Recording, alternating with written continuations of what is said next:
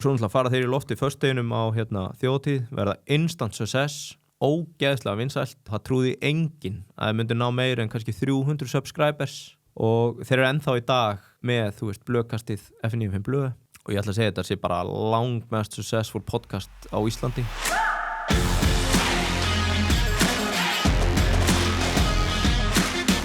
Það var bara Yngvi Þór Georgsson, velkomin í þáttinn. Já, takk fyrir það. Þú ert nú vanur að vera í podcastum.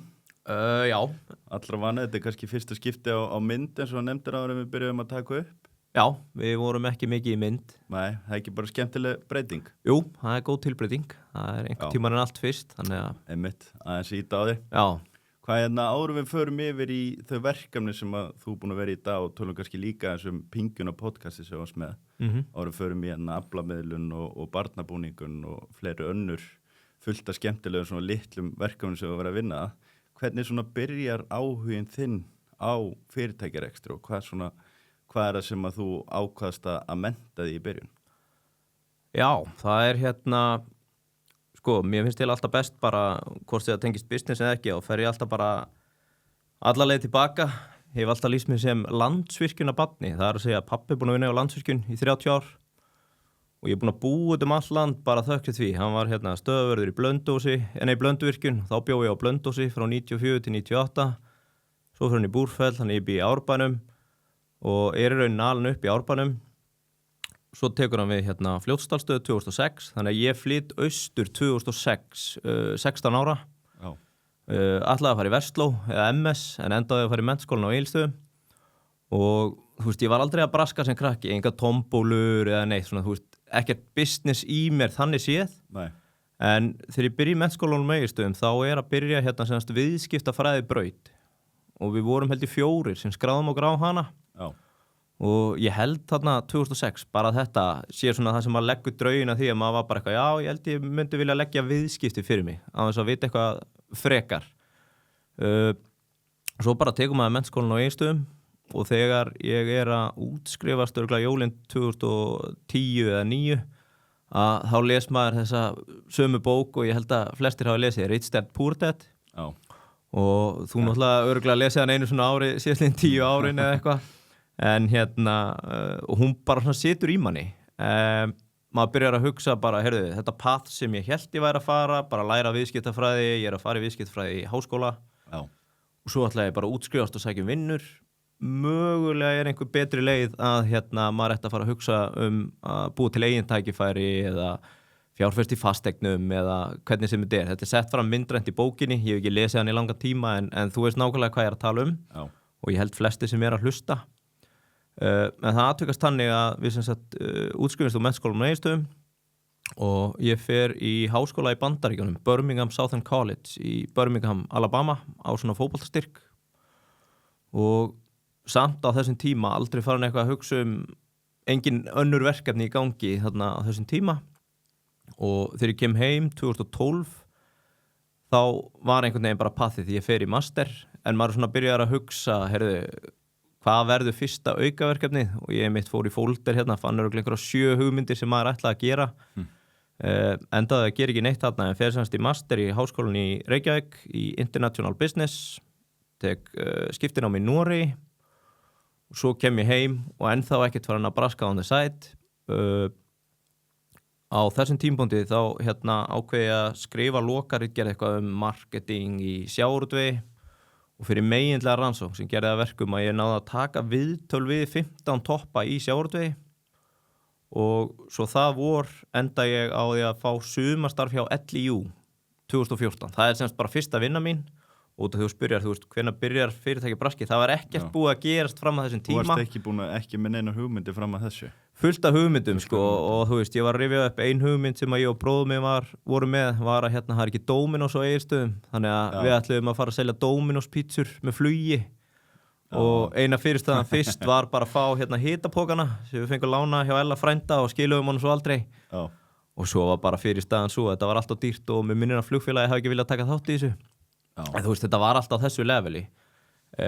Þannig að svona á þessum tíma var maður meira bara, heyrðu, sækja eins í öryggið, verða að fá einhverja vinnu, fæ þessa vinnu, þarna sumarstarfið og lagði allt mitt bara það sumar, við vorum 5 ráðin í að bara fá framtíðaráðningu. Maður fann það bara, maður að koma inn á geggjaðan stað, þetta semst hagsmunasamtök fyrir sjávarútveg á Íslandi, fullt af mismunandi verkefnum, mikla breytingar í gangi á þessum tíma og svo það ekki í rauninni fyrir en ég búin að vera 1 ár þarna þegar maður byrjar að fá smá auka pening, að maður byrjar svona lítið kringu sig, jæja, þú veist, þetta situr alltaf í manni, maður byrjar að lesa aðeins meira svona business blog, Twitter aðeins að byrja þarna sem maður að fylgja einhverjum hashtökum frá svona viðskiptafræði plebbum sem voru að deila einhverju tengt viðskiptum.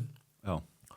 Og svona fyrsta verkefni sem ég fer í, fyrir utan það, þarna maður náttúrulega bara í fullri vinnu við að vera lobbyisti, að 2 æskuvinir minni, Gunn og Felix, þeir höfðu verið að reyna mastera Amazon, þar að segja 2014, 15, 16 þá gastu sótt extension í Chrome eða bara Vavra og þú gast fylgst með öllum sölutölum á vörum á Amazon. Þetta var bara eins og daglegur skreiper sem sýndi fjölda reviews og var að trakka lagarstöðuna. Þannig að þú gast í rauninni í rauntíma verið að fylgjast með svona breakout products. Og þeir voru svolítið þeir fara 2 saman í þetta og vera að framleiða held í svona kit til þess að klippa á þér neglurnar og snirta neglurnar og Gunni gamall graffari góður í hönnun, þannig að hann var bara svona mjög fljótur sér, þeir sjá breakout vöru, hann fyrir strax hannarana og svo var Felli búin að liggja inn á Alibaba og finnur framleiðanda og þeir voru að reyna að vera fyrstir á markað með, þú veist, vöru sem var undir í verði en aðeins flottari hönnun versus bara svona generic kínversku vara. Og við hittumst og þeir að segja mér að þeir sem hugmynd að annari vöru sem okkur langar að gera og þá það þannig að það var sjónvarpsþátturinn það sem voru að pitcha hugmyndum Bandaríkjunum, hvað heitir hann aftur? Það tala Shark Tank. Shark Tank, já.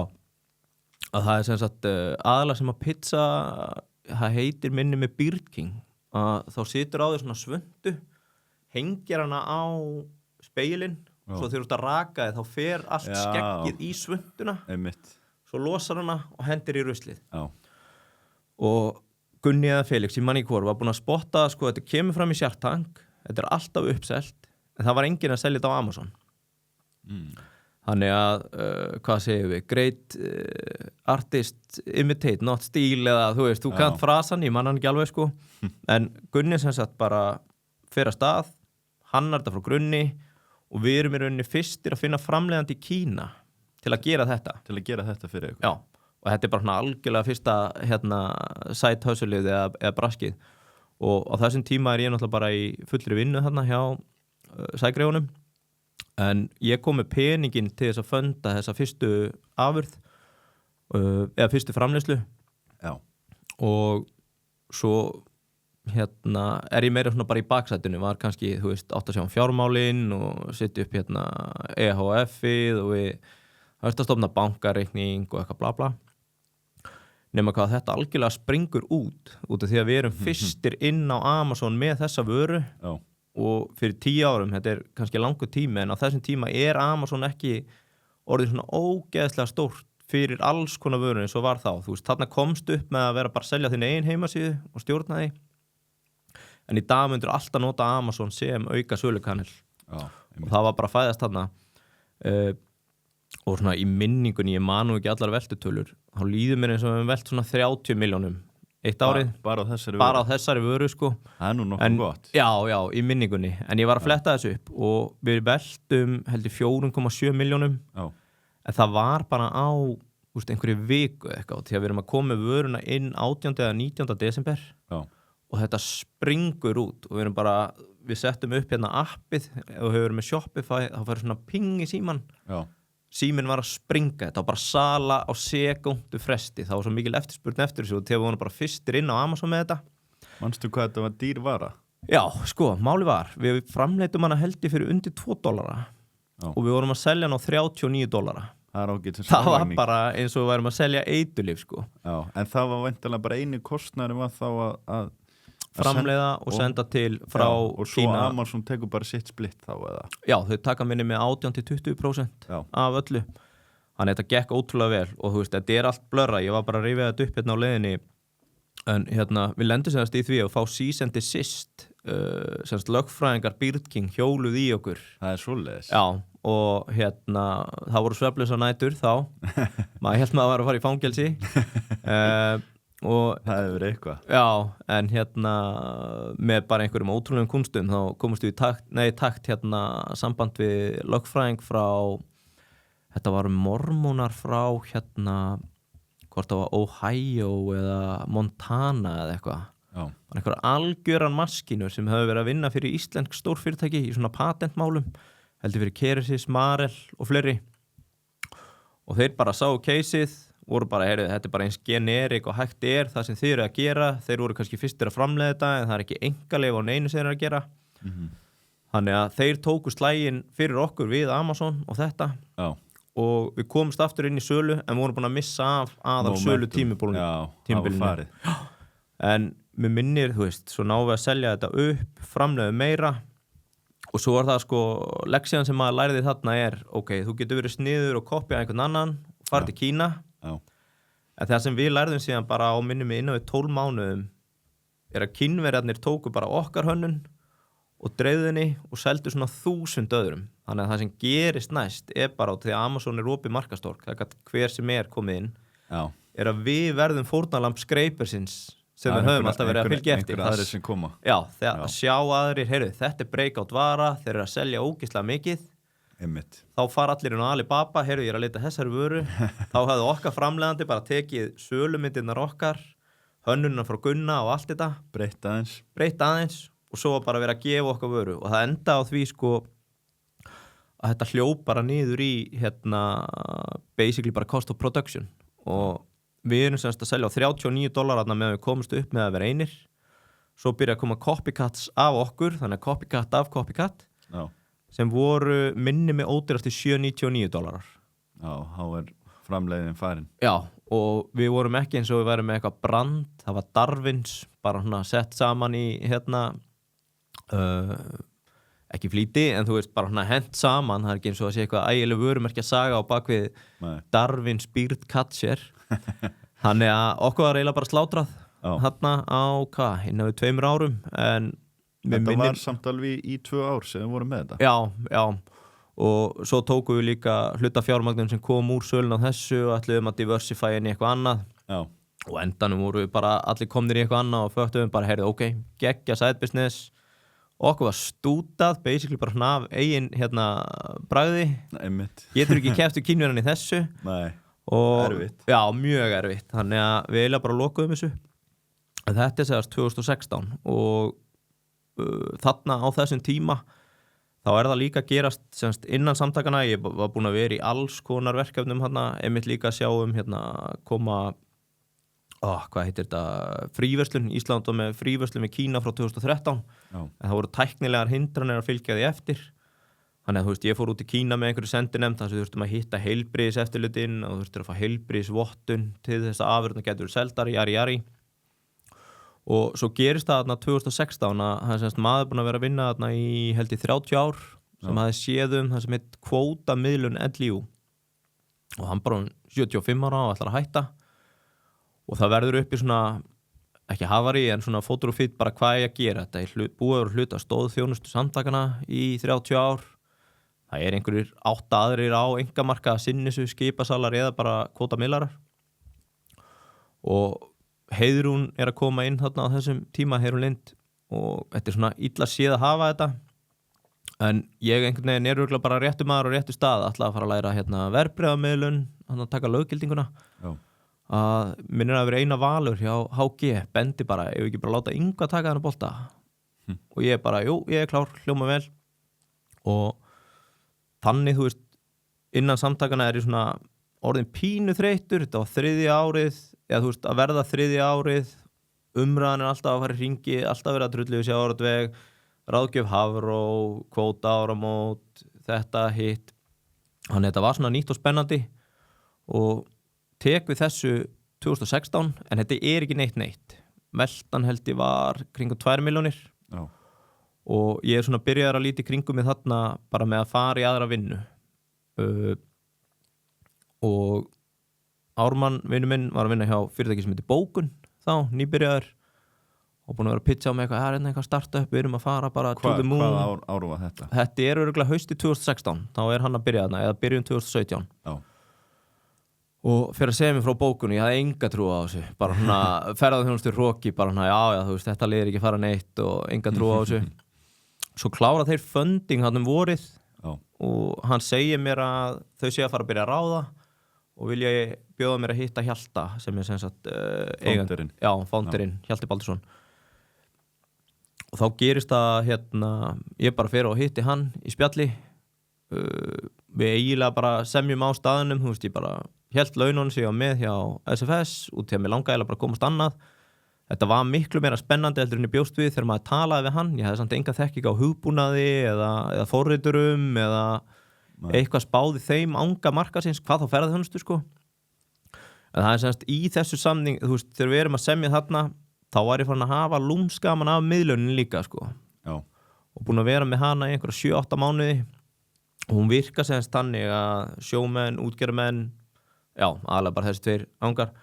Þegar vantar aflaheimildir þá geta þær hringt í mig eða aðra upp á að redda sér eða bara gera skipti eða leigja frá sér eða leigja til sín og það allir anskotið sem kemur upp, þú veist, þú getur lent í að vera beiler í, þannig að þú getur ekki, þú missir úr 3 vikur í veiði og þá þarfst að losa frá þér ísu og þú getur ekki veitt hana og þá get ég reynt að koma inn í verð, stundum viltu bara breyta útgerðarform og segja bara, heyrðu, ég ætla ekki að vera ísu, get ég látið þig fá ísu og þú tekur þorsk á móti, þannig að maður er að swappa.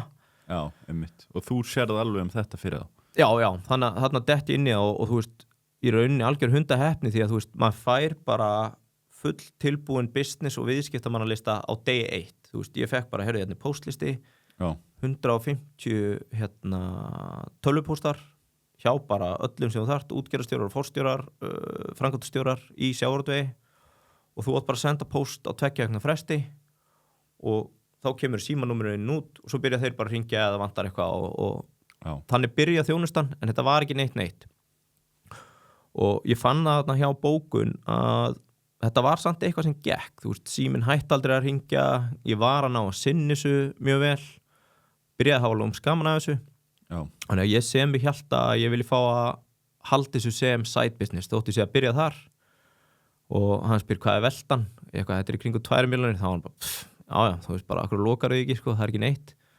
og Heiðrún vildi losna við þetta, þannig að, þú veist, ég segi við hana, ég myndi vilja taka þetta út með mér og það var ekkert vandamál og þetta er held ég í september eða oktober 2017, þú veist, þá stofna ég aflamiðlun EHF sem er basically bara það sem að ég er búin að gera núna solo síðastliðin allavega 4 ár og fer hann inn í bókun og það er náttúrulega alveg bara bila tímabil líka þar því að við erum í svo mikill vöxtur. Já, og þú veist bókun minni með þarna kannski með, ég veit ekki, 80-90% hlutdeild bara fyrir íslenska markaðinn og allir búin að átta sig að öll tækifærin liggja erlendis. Þá reyndar einhvern tímann eftir að gera stúdíu á því af hverju við ákváðum að fara til Írlands og Finnlands en það voru svona vaxtamarkaðarnir sem við skoðum þarna fyrsta ári sem ég kem. Svo bara vorið eftir, þá kaupi TripAdvisor bókun. Held að það verið 2018. Þannig að þá maður búin að vera 1 ár í startup grændi. Það sem að, þú veist, við vorum að fara erlendis og það var ekki greitt peningar og þú veist, það var bara svona, maður var bara í einhver svona entrepreneur mindseti, bara verið, eða startup mindsetinu og taka þessa weekly meetings með forritorunum og daily stand-ups og allt þetta.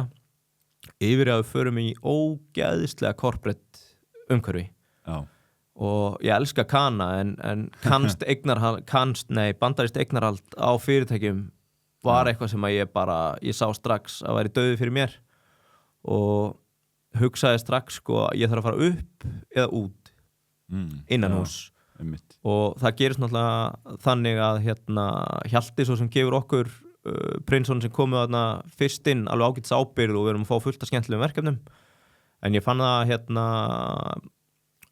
TripAdvisor menn voru meira að hugsa að þeir vildu hafa Kana í öllum svona millistjórnendastöðum og það atvikaðist þannig fyrst þannig að ég byrjaði á þessum tíma og var að sinna báðu vel að hugsa bara hnaði, ok, ég þarf að taka exit úr þessu starfi á einhverjum tímapunkti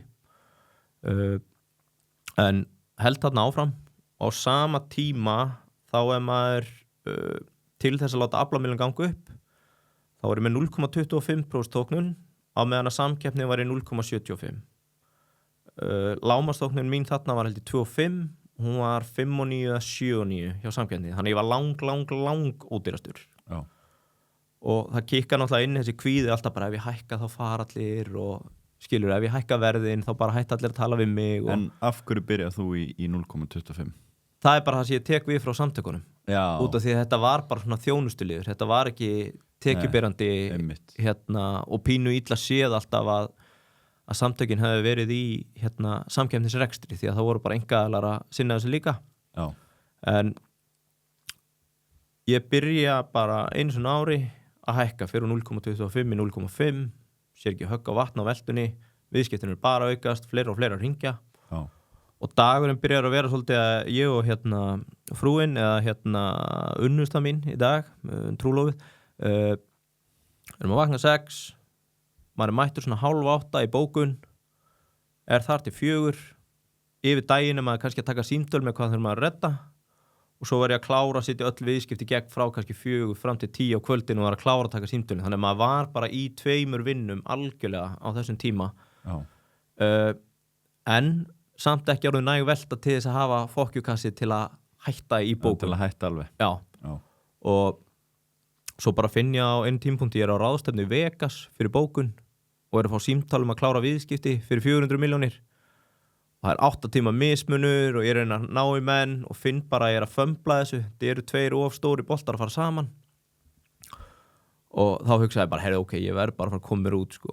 Verð bara að gera þetta sól og þú veist, traustið komið á mér í svona stóru viðskipti þegar ég ekki búin að vera lengur í þessu en þetta ég hlýt að geta gert eitthvað úr þessu þannig að ég reyndi 3 að segja upp áður en ég náði á endanum að segja upp Hjalti helviti persuasive þannig að hann hélt mér alltaf lengur Reyndir 3 sinum? Já, okay. Þú veist, fyrst get ég sagði upp og sagði bara akkur svona ósattur ég bara, þú veist, mér byrjað að ganga vel í öðru og þú veist, ég finna bara, þú veist, þetta orðið svolítið bandarískt bara já, komdu bara með mér í þetta og við gerum þetta og þú veist, þú ert bara sattur í 3 vikur þú lappar út á fundinum geggja, Hjalti sáttu með mig og það kannski aðeins laun og svo hverfið það og þetta alltaf sama áritið þannig að þú veist, með svona hugafar þú hendir ekki peningum á eftir til að laga það, þú veist, ég hefði þurft að verða bara forstjóri til þess að vera sáttur, sem var aldrei að fara að gerast skilur, en ég fann það líka bara innst inni að, þú veist ég vil bara geta staðið á eigin fótum því að ég byrjar að fá þetta traust í því sem ég er að gera og svo þarna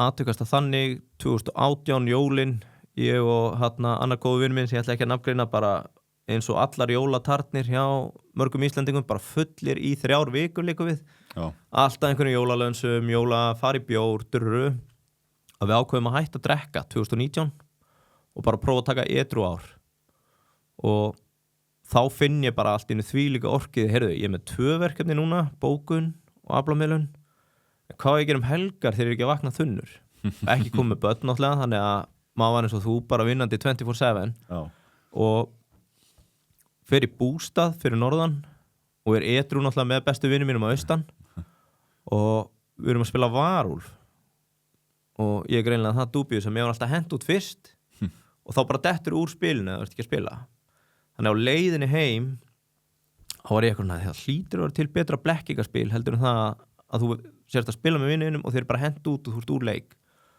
og við stoppum í sundlaugin á Borgarnesi og það einhver sem kúkar í laugina og það var bara dung lortur í lauginni, ég ætla að búið til borðspil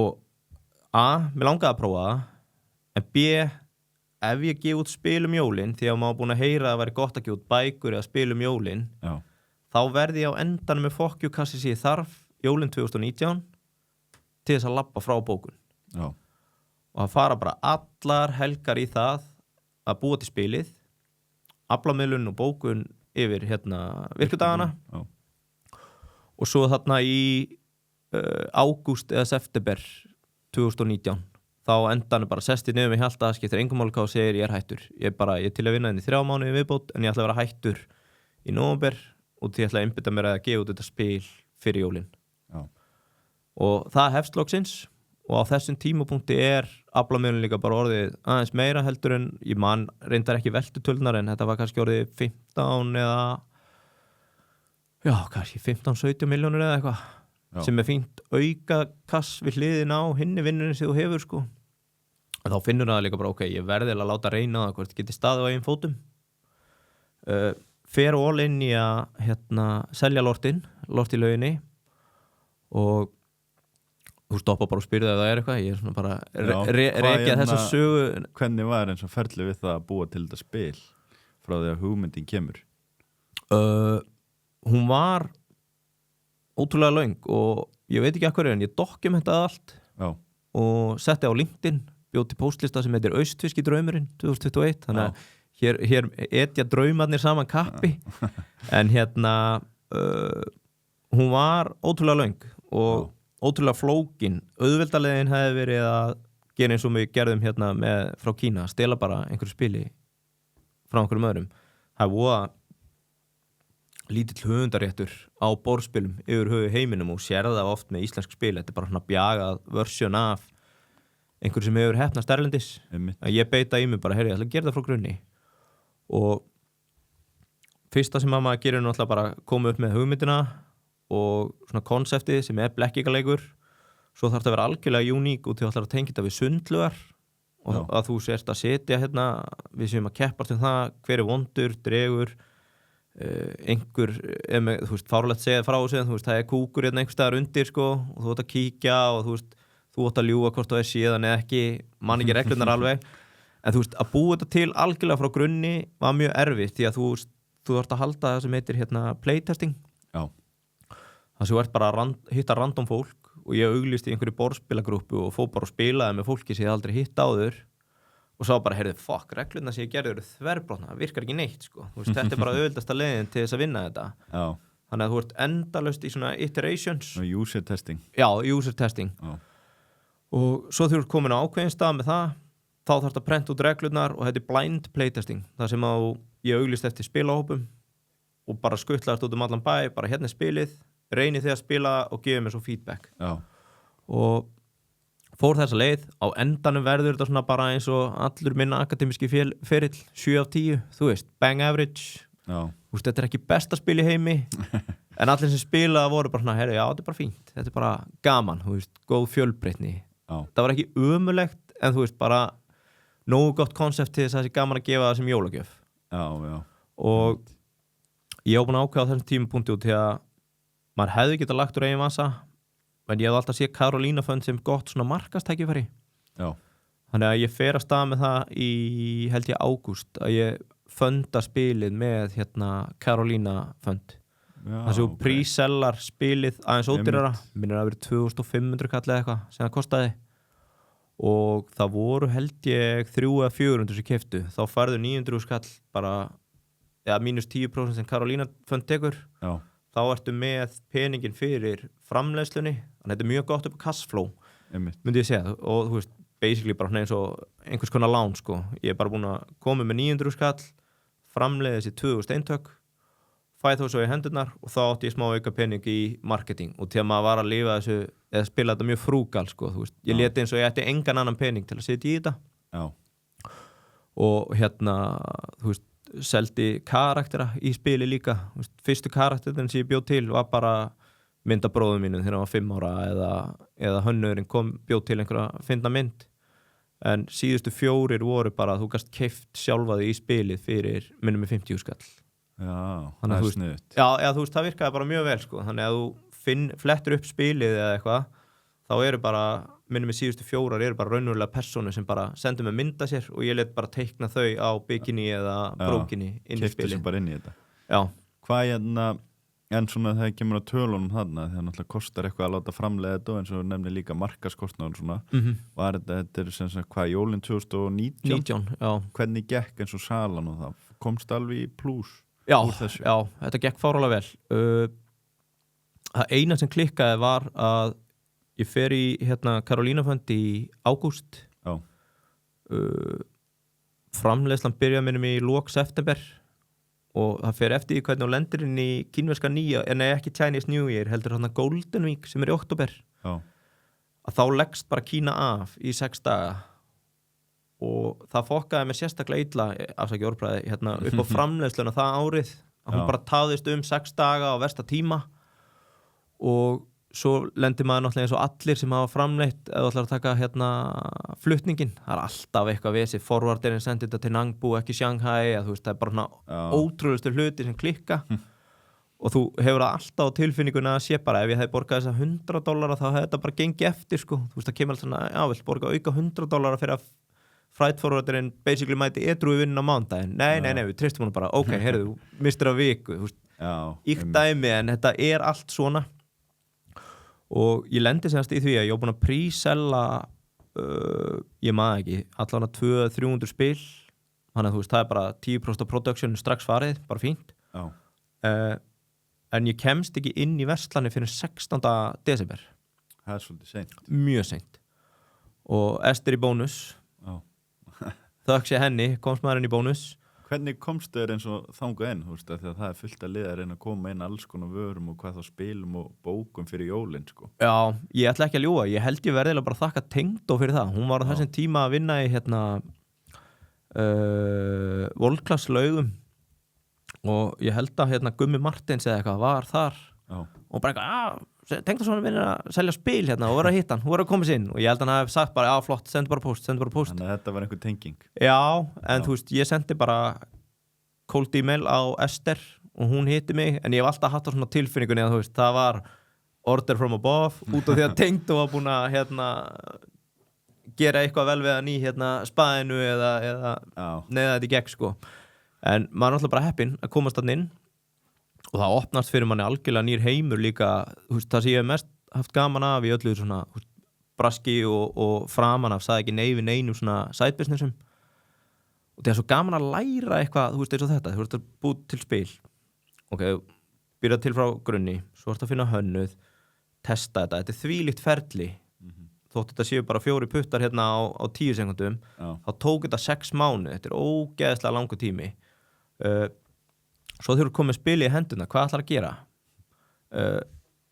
þá var Górilla nýbyrjað, kannski 2 ára gamalt Górilla vöruhús og þú veist, þá allt í einu heyri ok, á ég að vera með í bílskurnu heima mér og skuttla eða ég heyri Agli í Górilla, þannig kynist maður Agli bara svona út af því að maður verður bara allt í einu viðskiptavinnur og hann er með bestu þú veist, lausnina á þessum tíma þannig að maður læra á það að fylla á veist, fólk lappar inn í þessari búðir og heldur bara að þetta gangi allt smooth en þú veist, þannig maður bara eitthvað keira einhverjar, ég man ekki, ég held að það hafi verið 12 eða 13 búðir á höfuðborgarsvæðinu bara síðustu 10 dagarnir fyrir jól hana, þú veist, ég var bara daglegan rúnt fyrir upp í Mosó, Garðabæ, Skeifuna Holtagarðar og ég var bara sjálfur að fylla á og í bónus er það þannig að þú lappa bara inn á baku og þú fyllir bara sjálfur á ég var í einhverju blindri trú að ég færi bara með þetta í eitthvað vöruhús og þeir myndu bara sjálfur ræði hillurnar og nei, kallið minn, það er bara, þú veist, you're on your own Já, og svo er þetta náttúrulega meir og minna líka bara í skannasölu þannig að þú fær ekki greitt nema að þetta seljist þú átt vöruna í hillunni Já,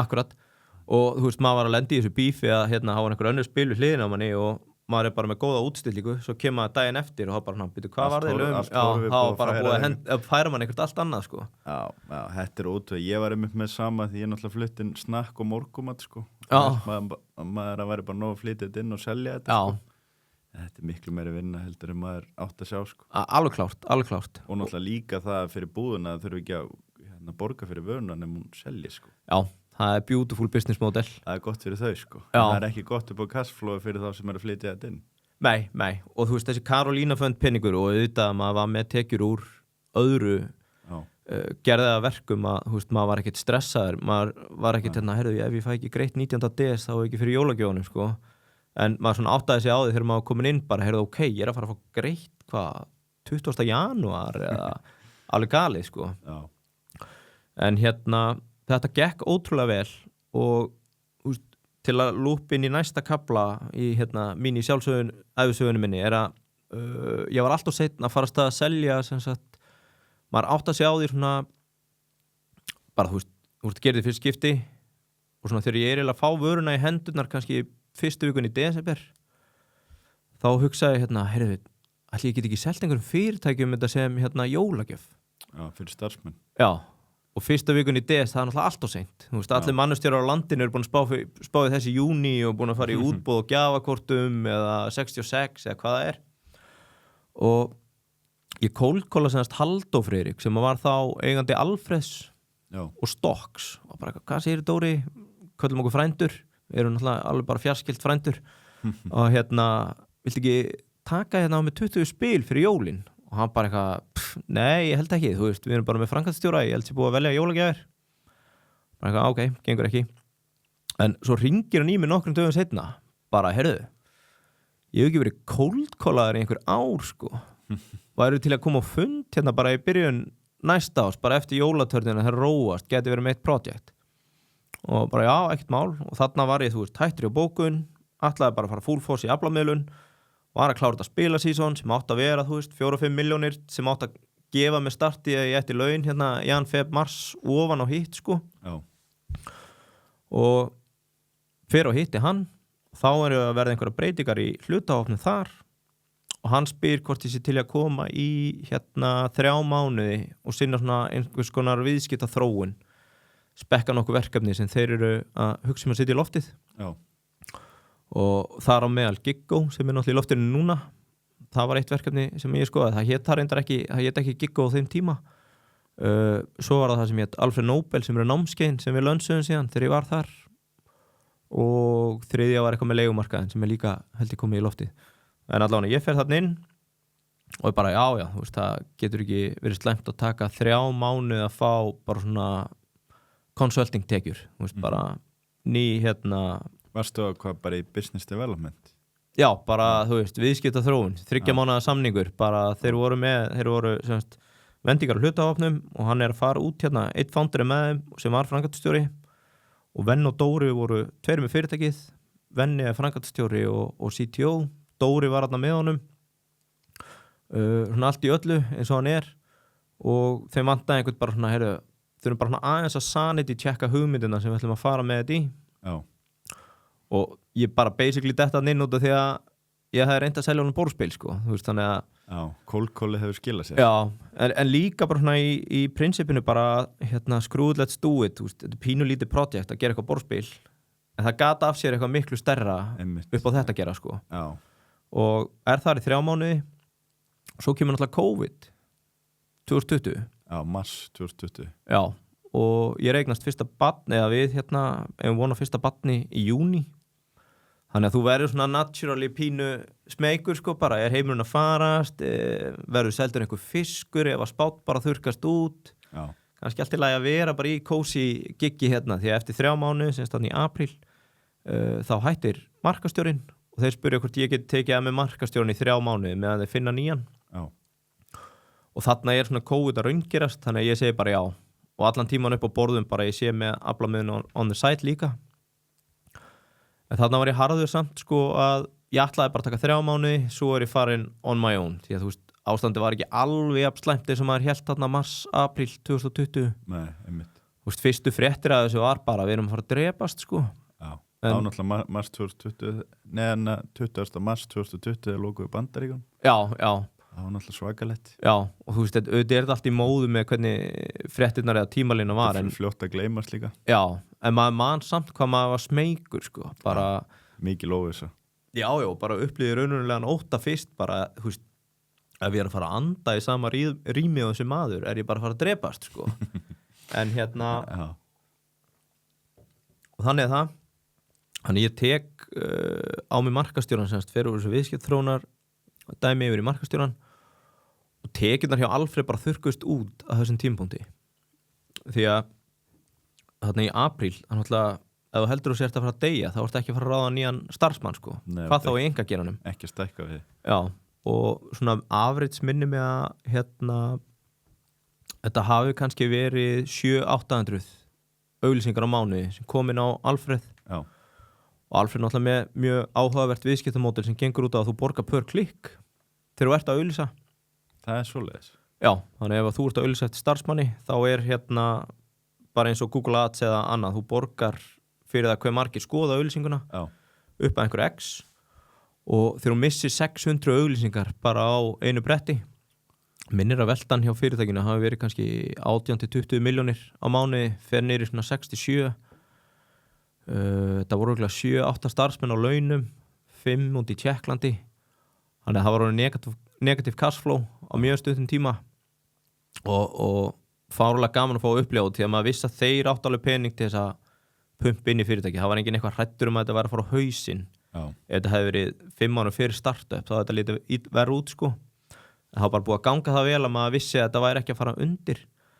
En viðbröðin þarna voru bara, við erum bara í crisis mode, nú bara klippu öll kreditkort, það er bara farið yfir allstaðar þar sem við erum að borga 5 akkánta, búum bara til info@alfred, förum niður í 1, spurum okkur 4 sæti og bara þvílíkt crisis mode í að bara halda velli og ná öllum föstum kostnaði sem lengst niður. Og svo þurfti bara að fara í massífa sölu og það sem var svona leiðilegast á þeim tíma en skemmtilegt eftir á er að þú varst bara að herja á ríkið. Það var engin annar að ráða að einhverju viti. Nei. Þannig að ég var að kólkóla einhverja mannustjóra hjá heilbrigðisstofnun Suðurnesja og sjúkrahúsi á Akureyri og kynna sig og bjóða þeim fría auglýsingu gegn því að byrja. Því að með þessa vöru, þú þarft bara að fá einhvern til að prófa hana einu sinni og þá held ég að þau mun ekki vilja nota neitt annað eftir það. Og það gekk bara ótrúlega vel. Svo erum við þarna í ágúst og ég bara, nú er ég að fara að hætta og þá spurði ég, venni, langar að fara aftur í CTO-in, væri þú ekki til í að taka þér framkvæmdastjórann, þangað til við finnum einhvern annan eða vera permanent. Og ég eitthvað, jú, þú veist, þetta er 3. jáið, ok, ég sker það. Þannig að í ágúst 2020, frekar en 2020, þá tek ég hann, en ég flaggaði þarna, ég vil eignast hluti í fyrirtækinu ef ég halda áfram, þú veist. Finnið það bara, ég er að gera góða hluti, þeir voru ánægðir með mig. Eitthvað svona vesting dæmi. Já, eða bara fá að kaupa hlut. Þú veist, er orðin þarna svona, hvað getur maður sagt, bara equity er málið, þú veist, ég þarf ekki að vera það háan launum svo lengi sem ég veit ég er equity. Já, skin in the game. Já, í þeim verðmætum sem að vera til hérna. Og, þú veist, það er bara fair game, við tökum bara stöðun á því eftir 3 til 6 mánuði. Já. Og á sama tíma er náttúrulega bara aflamilin að springa út hjá mér og, þú veist, bara viðskiptin er alltaf að vera meira og meiri. Ég held að fá meira og meira traust bara gagnvart þeim sem ég er að þjónusta því á sama tíma, þú veist, ég er bara búin að tala launþegasöguna mína núna. Já. En allan tíman á sama tíma var ég alltaf að þjónusta kvöldin eða mótnana áður en eignast börn. Og alltaf vöknu 6, þar er maður að hringja í sjómenn sem eru kannski á leiðinni út bara til að spyrja, þarf ég að redda þér ís í dag eða þorski, ertu góður, ertu fyrir raut, ég veit ég er á fundi með alltaf, ég get ekki redda þér fyrir morgun, þú veist. Maður var bara alveg on it. Og kvöldin líka, hringi menn, spyrja hvernig gengur, vantaði eitthvað. Þannig að á sama tíma er það bara að springa út og maður er framkvæmdastjóri í fyrirtæki sem er að velta þarna einhverjum 200 milljónum. Þannig ég fann það svona að þetta er ekki að fara saman. Já. Eins og ég hef búin að finna mjög lengi, mér langaði bara að verða sóló. Og svo er það bara þarna í, held ég, október eða nóvember, þá setjumstu niður og ég setti bara fram bilaða kröfu, þú veist, no hard feelings sko, en þú veist, það var bara hérna, ég þarf að fá 10%, annars bara ætla ég að fara að gera með degið og ég vissi náttúrulega gagnvart þeim, þeir áttu fyrirtækið 50-50. Já. Höfðu náttúrulega verið að koma í gegnum þetta ár, þetta hefði verið lægsta valuation í sögu fyrirtæki sem skiluru ef þeir hefðu selt á þessum tíma. Já, ekki góð tímapunktur. Ekki fyrir þá. Nei. Og ég vissi það alveg sko. Þannig ég sagði bara 10%, gekk ekki, bara ekkert mál. Svo erum við bara góðu vinnir síðan þá sko. Þannig að ég hætti hérna í janúar, aðstofa við að ráða inn einhverja 2 ára stöður með Dóra og svo bara næ ég að ganga út solo man janúar 2021. Já. En ef ég spóla síðan 6 mánuði tilbaka að þá í þetta sumar þá var Auðun Bragi sem hafði séð markaðsmálin fyrir mig í lortinu með lauginni. Hann var byrjar að vinna með morðkastinu, hlaðvarpinu. Já. Og þá komin einhver pressa á þeim að þær voru bara, já, við erum að sjá alls staðar út undan okkur að er komin svona subscription revenue. Það er allir að fá áskriftatekjur, loka fyrir auka þátt. Patreon, eitthvað svoleiðis. Já, basically. Og hann var bara svona, ef ekki að gera bara íslenska Patreon. Já. Og ég var þarna náttúrulega bara, ég er að reyna að fara að vera solo í aflamiðlun. Það var verið að bjóða með framkvæmdastjórann hjá Alfred. En ég er til í að funda þetta og þú bara rekur þetta. Og já, þetta ertu að tala um Partus? Þetta er Partus. Og ég hafði líka auglýst í hlaðvörpum þegar ég var með spilið, þú veist, upp á marketing sem var Hæ og morgkastið og ég mældi það með því að vera með kóða sem var bara hæ morgkastið og þetta var langhæsta return on investment eða return on ad spend sem ég gerði. Ég þetta kom margfald tilbaka á það sem ég setti inn þetta versus hvað maður gætt mælt út úr Facebook eða hinnu og munum það kannski sá þegar þú ert að auglýsa á Facebook það sjá allir spilið, svo faraði bara í bónus og kaupa það 1000 krónum ódýrara skilur. Já, einmitt. En þarna fann ég bara ok, hvað er með lojal hlustendur að geta sagt í einu þætti, heyrðu, hérna bara afsláttkóði morðkúkur eða hvað það var og maður bara seldi 2-3-falt það sem maður borgaði og bara, wow, þetta kom vel tilbaka. Þannig að þegar hann heyrir í mér hérna í júní, þá var bara, heyrðu, ég held að geðveik hugmynd, sko. Hlaðvörp eru bara á uppleið og maður var aðeins byrjað að hlusta á erlendis líka. Já. Og það fer í loftið þarna haustið og var bara instant success. Það er náttúrulega bara fáránlega vinsælar með 20 hlustendur að meðaltali eða eitthvað álíka. Og ég hef aldrei viljað tala áskriftartekjur bara af trúnaði við þá sem fari loftið. En töluna þennan dag þegar þetta fór af stað við vonum bara, fuck, við erum on to something, sko. Og fóru næst í að ég náttúrulega hafði kynst aðeins Hjálmari á í gegn að vera hérna auglýsa spilið. Þannig að við tókum fund með honum á Helga og Auðun með og þeir fara strax í loftið og svo voru við að taka bara svona mörg lítil podcast sem var bara svona, já, 10-15 áskrifendur, var ekkert meira, þannig að það var engin business í því. Já. Og á þessum tíma kemur hérna, svo þetta allt mjög fljótt að líða, en svona í janúar þegar ég hætti hjá Alfreð, þá voru við saman bara orðnir, heyrðu, ok, nú þurfum við bara að fara að skáta hvaða podcast við erum að ná hérna inn, af því að við vorum að taka 10% af öllum sem kom inn, og þetta var bara að rúlla fáránlega smúð, bara situr upp einu sinni, byrja að skrá sig og svo nánast gerðum við ekki neitt eftir það, sko. Auðvitað voru við náttúrulega að reyna að þróa hugbúnaðinn og hérna búið til einhverja sérlausnir, en þú veist, day to day þjónustan var engin, sko. Þannig þetta var ótrúlega svona sweet business til að hafa. En 10% fyrir hvað þá? Þeir eru að framleiða og þeir eru... Gerum ekki neitt. Nei, þeir eru ekki að framleiða það? Nei, ja, þú veist, ok, þetta gerum við náttúrulega með hugbúnaðinn og þjónustumann og greiðslun þarf að gangi í gegn og allt það. Já. En þú veist, ekkert eins og production eða svona sem er alveg vinnan í þessu. Já.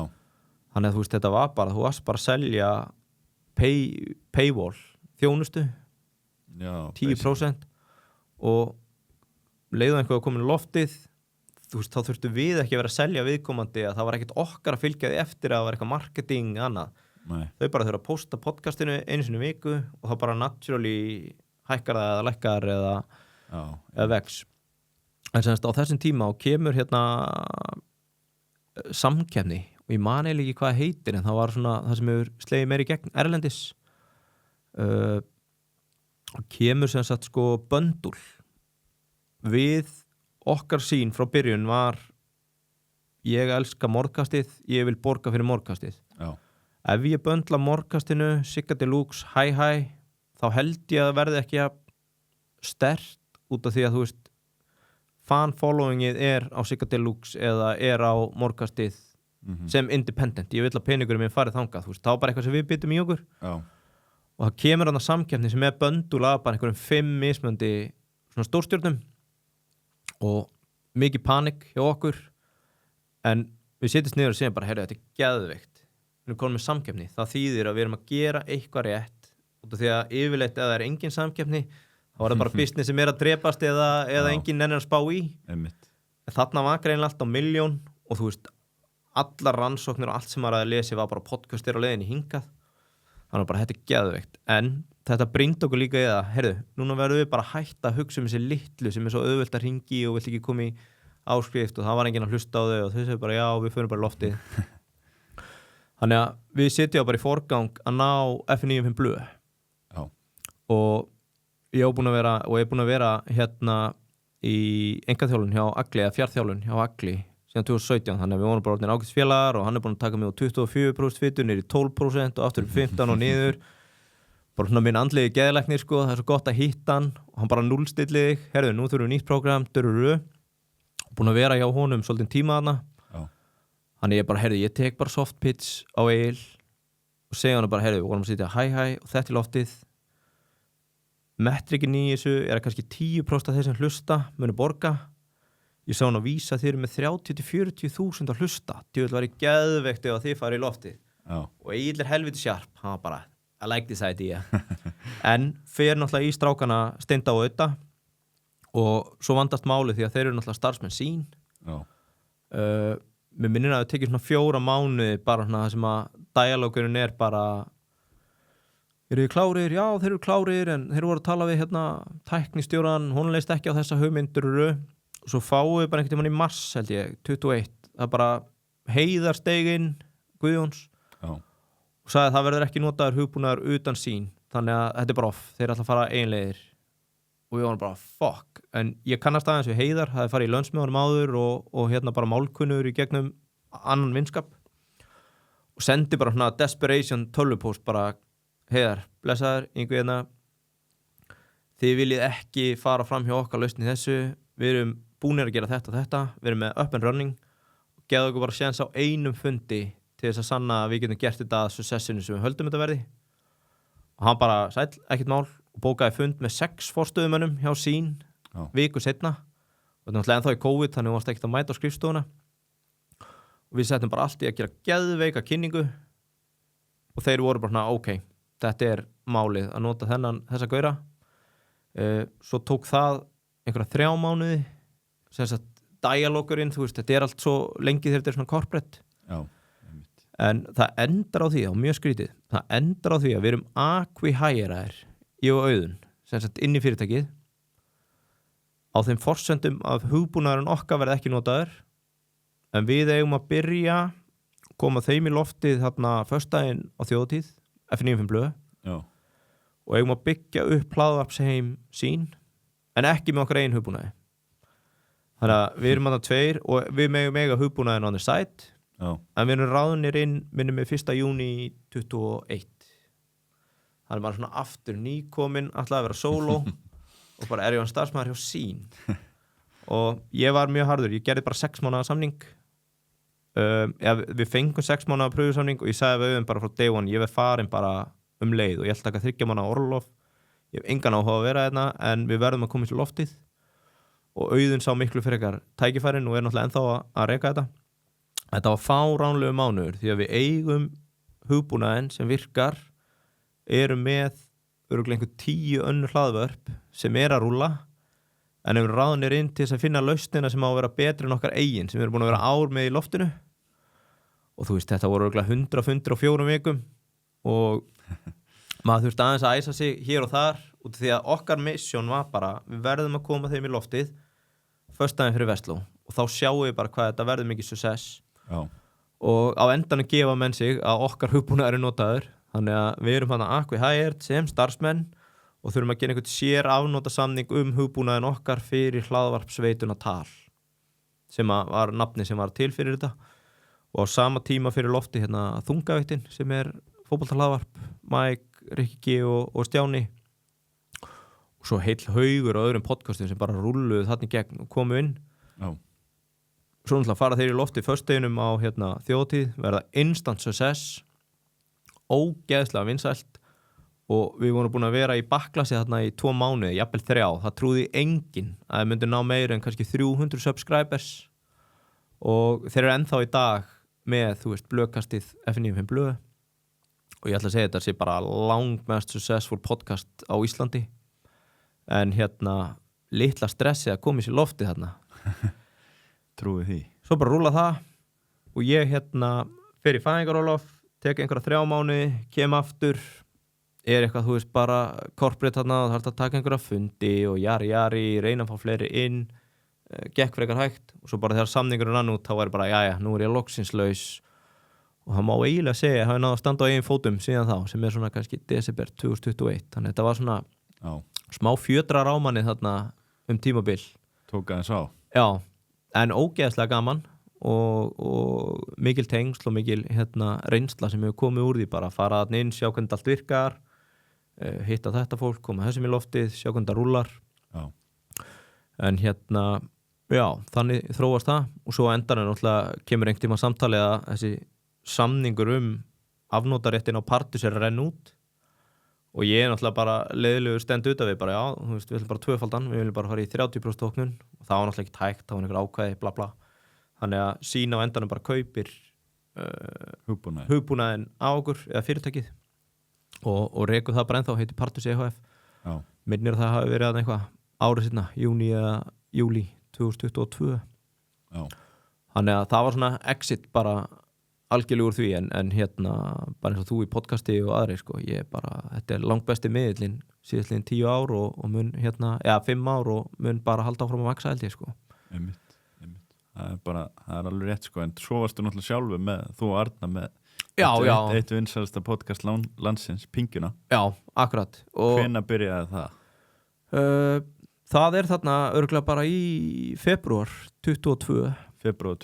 Já, þannig að þú veist, maður bara nýlaus úr sín og búin að koma öllum þessum podcastum í loftið og búin að sjá tölurnar hvað allir að græða, þú veist, auðvitað vinna á bakvið þetta eins og þú þekkir og ég þekki núna en maður var svona bara, heyrðu, Auðun, við erum að selja allum skóflur en það allir að finna gullið sko þú veist, þetta á að vera þannig að við græðum meira á því að selja skófluna heldur en að finna gullið en þá leið manni bara eins og auglýsingatekjurnar, áskriftartekjurnar, íventarnir og fleira sem kemur að það væri bara allir að moka inn og hérna var búin að deila skrifstofu með Dr. Fútból þarna þetta ár og sá bæði bara hvað var mikil eftirspurn eftir að komast í stúdíó hjá honum og það voru bara allir sem vildu vera að stofna podcast á þessum tíma og bara hvað honum gekk ógeðslega vel að ég var náttúrulega alltaf mikið í gangi þarna eins og oft áður komið bad, aflamiðlun á með Partus örugglega eitthvað fleira í gangi sem ég man ekki einu sinni núna en Arnar semst að byrja að vinna hjá mér á þessum tímapunkti gegnum sameiginlegan vin að ræði þann inn en ég hef alltaf sagt að þú veist bara minn business verður búin eftir 3-5 ár þú veist samþjöppinu verður svo mikil að þeir hringja bara beint í hvern annan þau eru ekki lengur miðlara þannig að ég og Arnar settu niður bara 3 verkefni það bara hvernig þú veist eins og viðskiptaþróun bara kolumsendingar það að springa út við þurfum bara að mappa þær getum við fara að treyta þær eða brókera eða hvað sem kom náttúrulega ljós að það var scam þótt að sé ekki endalega komið í ljós podcast, þú veist, við stofnum hann að stúdíó og svo bara getum við gert eitthvað podcast og Arnar var strax, hann náttúrulega var í áttunni og svona búin að vera aðeins ég kalla hann B-list celebrity þú veist, hann hefur svona fengið smjörþefun að því að vera frægur og hann var bara strax, ég hef oft hugsað podcast og ég man ekki hvernig 18 eða 19 þá voru opnað fyrir ársreikningaskrá hjá RSK hann hefur gast byrjað að fletta upp ársreikningum hjá öllum og ég veit ekki ekkur en ég varð algjörlega húgt bara elska að rúlla yfir ársreikninga og á þeim tíma þegar ég fann það bara það voru ekkert allir jafn djúpur og ég bara verið að skoða 10 ársreikninga á dag bara gæti ekki labba hérna inn að fletta upp leigusalunum og bara já ok, ég ætla sem þetta í leigu og þá var það yfirleitt þannig að þú sast í kaffi bara hvað það varst búin að sjá hvað John the Juice var að velta í fyrra þú veist, koksið bara þetta þú vilja með litla álagning á þessum samloku hljóta að vera, þú veist, og Arnar var svona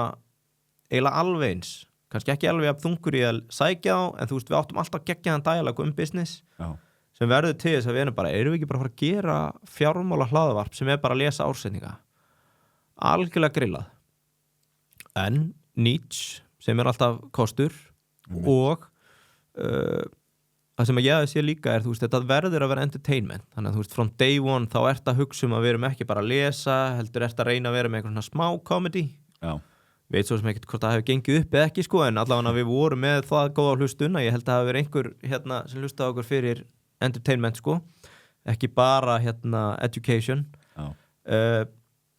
og það fáum að prófa hjá Hjörvari að taka upp 2 pröfuþætti sem að voru minni mig bara ömulegir eða þú veist, ekkert flæði og þú veist, þú bara lærir þetta og svo flytjum við í annað húsnæði hinum með götuna sem heitir Seðlabanki Kópavogs í dag þar sem við erum með hlaðvarpstúdíó og byrjum bara að taka upp og það bara 5 mínútur með þátt við ætlum að heita Deep into Keldan og við vorum alltaf að fletta upp ásetningum á Keldunni þá var ég bara þetta hlýtur að vera eitthvað betra sem við getum fundið Deep into Keldan já, við vorum alltaf bara Deep into Keldan eitthvað að leita sko og Keldan var náttúrulega með ásetningana minni mig opna á þessum tíma áður en skattur opna alveg og svo þetta bara 3 myndir í sjó eða eitthvað, það var bara, hvað með Pingjan og það bara já, það er málið Þannig við fyrir loftið, en við vorum búin að setja okkur markmið þarna og ég er svona seríukall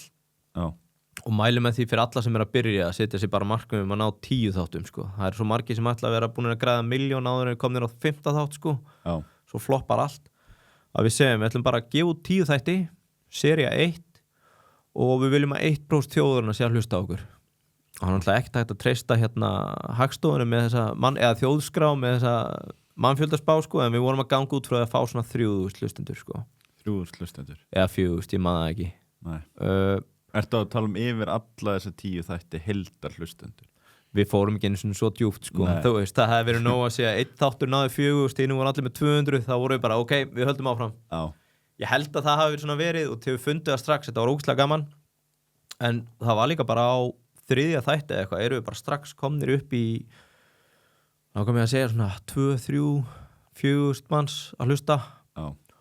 Svo voru við bara í 3 ár og þetta var eiginlega aldrei meira, aldrei minna. Þetta var bara ógeðslega consistent. Við gáum út alla fösta, alla þriðjudaga frá með þarna maí og vorum bara með svona pínu cult following, má í rauninni segja sko. Þú veist, út því að við erum ekki með 30.000 manns að hlusta á okkur.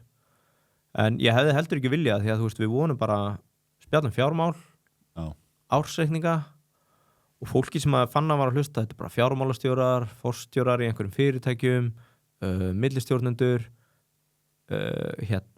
einyrkjarnir, sjálfstæðu litlu fyrirtækin og bara áhuga fólk business. Já, og þú veist, það var bara akkurat okkar niche sem var geggjað, okkur gekk ógeðslega vel að selja auglýsingar inn á þetta niche og auðvitað ertu fyrst að sækja en kannski síðustu 2 árin við vorum eiginlega aldrei í vandamálum, auðvitað var Arnar tók ofta einhverjum sirpur og sendt út tölvupósta en við vorum eiginlega alltaf með stöðugt inbound, bara heyrðu við erum að fara hérna að lönsa einhverjum bíl sem er geggjaði fyrir millistjórnendur, er þið ekki akkurat markhópurinn með markhópin þannig að það gekk ótrúlega vel sko. Hvernig þið voru með, hvað var ekki föstudagskaffi að voru að fara yfir ársreikninga og svo fenguðu líka inn til einhver gesti í suma þættina? Jú, þetta semst byrjar á minni með öllum þriðjudögum vorum við með ársreikninga og við vorum kannski búin að gefa út þessa fyrstu seríu, hvort við höfum verið farið inn í 10 þætti að við hérna búum til það sem heitir föstudagskaffið og það átti að vera svona aðeins meira léttmeti á föstum þá voru að fara yfir kannski fréttu vikunar viðskiptafréttir aðalega og Arnar náttúrulega meira svona kannski bara rúlaði við viðskiptafréttu vikunar á meðan að mitt angul í því var að hérna ég er svona algjör e-mail junkie skráður svona 300 póstlista og ég sita í daily crap hjá mér filteraða svo ef ég vakna sé ég yfirleitt aldrei meira en til svona 8 á laugardagsmorgnum þá ligg ég bara upp í rúmi og er bara svona djöfull þetta áhugavert og var að taka þannig notes yfir hvað ég myndi vilja bara fjalla specifically og þú veist, þá er ég ekki að tala um það að Alvotech hafi ekki náð einhverjum afkomuviðvörun í síðustu viku heldur meira bara, heyrðu já, það er vaskortur í Perú til að vera að flytja út svo mikið avokadóum þannig að það er að vera til nýriðnaðar fyrir að dæla upp, þú veist, bara eitthvað svona algjörlega unique business sem að mér fannst áhugavert eða fjallum milljónamæringa, hvernig þeir náðu þessar stað og þú veist, þá ekkert endilega Warren Buffett eða Buffett eða hvernig svo bara fram heldur meira bara einhvern rússneskan kúrika sem að, þú veist, framan að var þetta þannig að, þú veist, svona mín eldskýrt þarna var meira einhver svona aðeins off the edge storytelling af viðskiptum og svo var náttúrulega flettast inn í þetta pólitík og fleira ef að þingi var að gera einhverja þvælu þá voru við náttúrulega að reyna eitthvað að adressa það og svo inn á milli að fá viðmældur, skemmtilega viðmældur og það atvikaðist svolítið að sko það var svona einhvern veginn eftirspurn eftir að þú veist, við tókum einhvern ársreikning og við vorum aldrei að reyna að vera neikvæðir eða kasta ljós á eitthvað sem okkur fannst iffi eða það er fáránlega oft sem að ég sá bara, heyrðu, ok, hérna er eitthvað vel dubious, skautum bara fram hjá þig, þú veist, ég nenni ekki að vera ég er ekki að vinna á skattinu, sko, ég nenni ekki að vera gaurinn sem er eitthvað að fella þetta fyrirtæki og þeir voru ekki með leigus, þú veist, eitthvað svona sem maður sá en það atvikaðist samt þannig að við vorum kannski að fara yfir einhvern rekstur og svo bara heyrti ég okkur frá fyrirtækinu, heyrðu, bara skemmtileg umfjöllun en þið hérna fóru algjörlega með rangt mál þarna og þá voru við bara geggja, komdu bara að segja okkur hvað við drulluðum á okkur með og þá varstu bara að ná high level executives í spjall, sko og ég veit ekki, við tókum örugglega 40-50 viðtöl bara við geggjaða einstaklinga sem að maður hefur örugglega ekkert náð að ringja og bóki kaffibolla sko, Já, ef ekki væri fyrir podcastið. Þannig að, já, það svo eins og kannski búið að segja með mínu sögu, sko, ég er mjög gaman að byrja með eitthvað, en þegar ég byrjaði að finna að ég væri svona, heyrðu, ég verða að vera alltaf á þriðjudögum, föstudögum, svona létt hamstrahjól, þá er bara, heyrðu, ok, erum við ekki bara komnir á ákveð exit. Svo var Arnar búinn að launsa Auratal á sama tíma, hann var eignast barn, hann var með annað podcast, hann var í veislustjórnun, ég er búinn að vera með aflamiðlun sem búið að ganga mjög vel síðastliðin 3 ár, fáum stundum fyrirtæki til að selja, þú veist, það var bara orðið á mikið. já, Og við ákvaðum að setja þetta bara, já, bara, þú veist, og í skúfu, skilur við. leggja bara, þessu. Já, Já, það var í febrúar á þessu ári. þessu ári, já, á basically bara 3 ára ammælinu Já, ákvaðum við að halda jarðaföruna og já. Segja þetta gott, sko. Hvað voru þetta margir þættir í heildina, veistu það? Þetta var eitthvað í kringum 300, langar mig að segja, kannski 270 og eitthvað. Það er rosalega mikið. Þetta er nefnilega alveg bara slatta efni, sko, og ég fæ ennþá tölvupósta frá Buzzsprout að það sé verið að hlusta bara vikulega, sko. Já, það verið að fara í gamla þætti og reyfi upp og svona. Já, og veita bara eins og af viðskiptastjórum úr ákveðnum fyrirtækjum og fleira.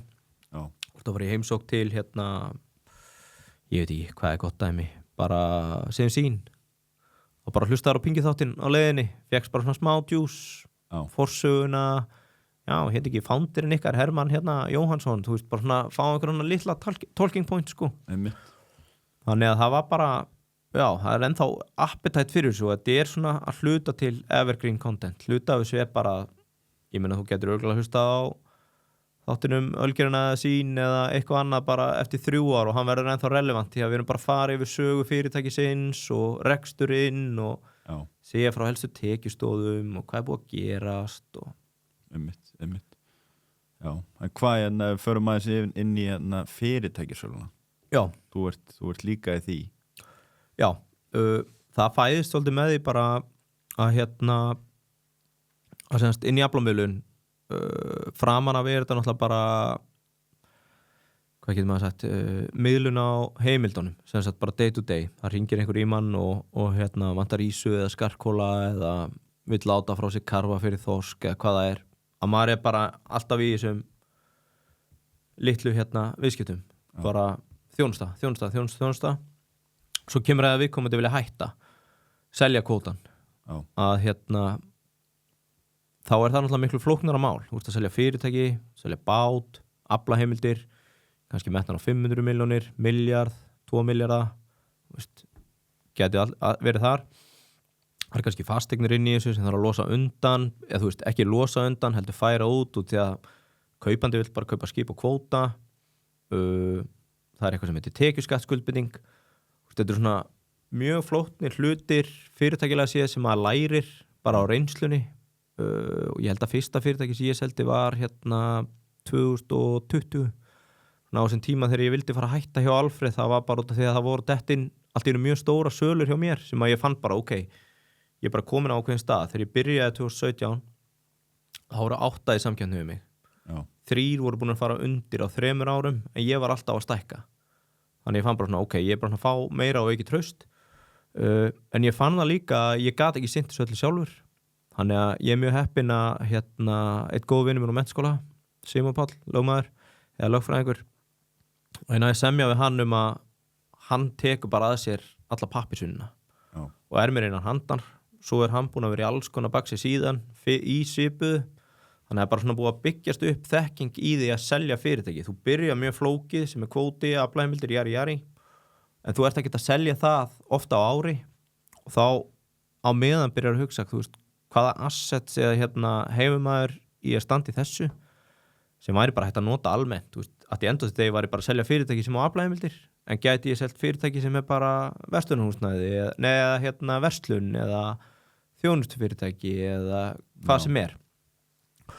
Og ég hef reynt að passa mig að vera aldrei með meira en 1 í einu, þú veist, þannig að eitt fyrirtæki þá í sölu. Já, og því að þú finnur það bara að þetta er ógeðslega margir fundir. Já, þetta mikið utanumhald og tala við eigendunar og Já, mögulega kaupendur og svona. já. Og hérna annað sem kikkar inn í þessu sko þegar maður hefur verið að selja félag það sem annarkvort fasteign eða kvóti það bara verðmat á kvótanum eða það verðmat á fasteigninni Já. Svo eru menn kannski 10% upp eða niður Svo bara verðið fest Já.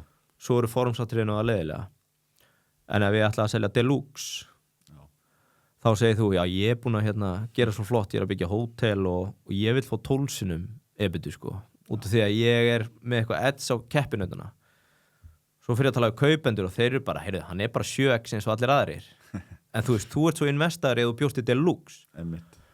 og þetta það eina sem erfitt við bara svona venjuleg fyrirtæki sem maður að selja og galdurinn í því í rauninni held ég að taka fyrirtæki sem fólk að hætta því að þú finnur að þau eru miklu sáttari með að bara fá closure það sem ég fundið á bæði í aflaheimildum og öðru þegar þú ert með yngra fólk sem að hugsa að selja það mjög oft bara einhver verðkönnun það bara hvers virði ég Já.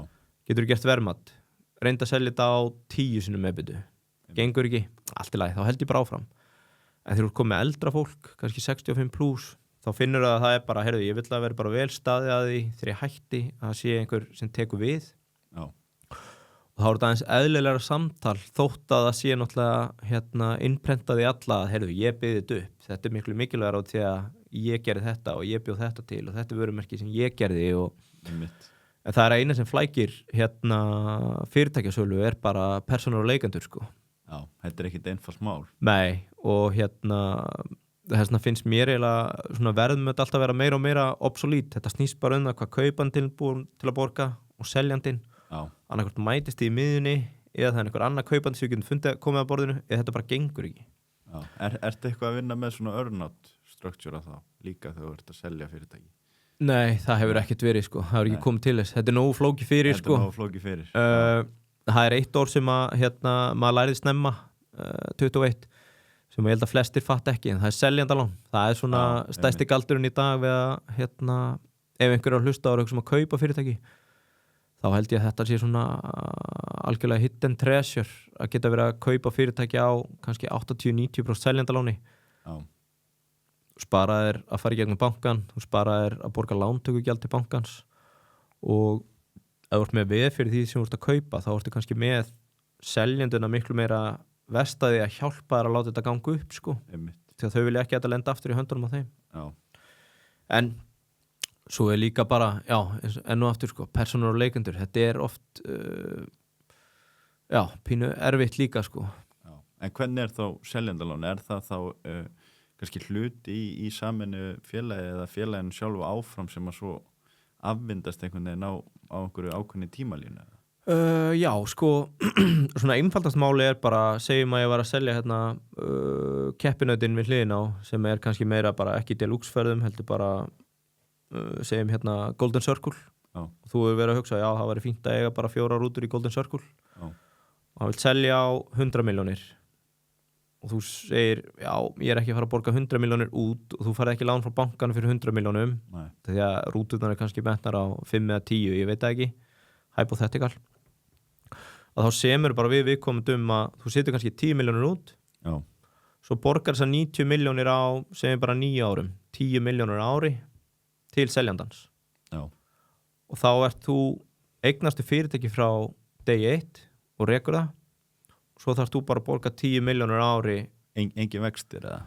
Yfirleitt ekki vextir sko það sem ég þekki núna undanfari en þú veist, þetta það sem alltaf umsemilegt verðtryggt hef ég séð 0,5% verðtryggt 2% þú veist, það 2% stigum lægra heldur og myndir fá í banka að lágmarki óverðtryggt 8%, þú veist, þetta alltaf bara einhver tala upp í loft sko Samningsatriði alltaf á hverjum tímapunkt Já, algjörlega út af því að þú veist, þetta bara afur sem ekki skilgreind einstaðar, þetta bara samningsatriði en ég held að mjög fáir En tryggingin bakvið eins og fyrir seljandan að gera þetta svona og svo floppa þú bara fyrirtækinu náttúrulega kannski eftir að borga helmingin á kaupverðinu Já, það mjög mikilvægt að hafa veð fyrir þessu þannig inn í sko og ég myndi aldrei gera þetta aðeins að taka ég myndi aldrei ráðleggja neinum eða vera inn í svona sölu aðeins að það sitt ekki veð í annarkvort fasteign eða það sem hefur kallað móðufélagsábyrgð en bara fasteign, þú fær bara veð í fasteign Já.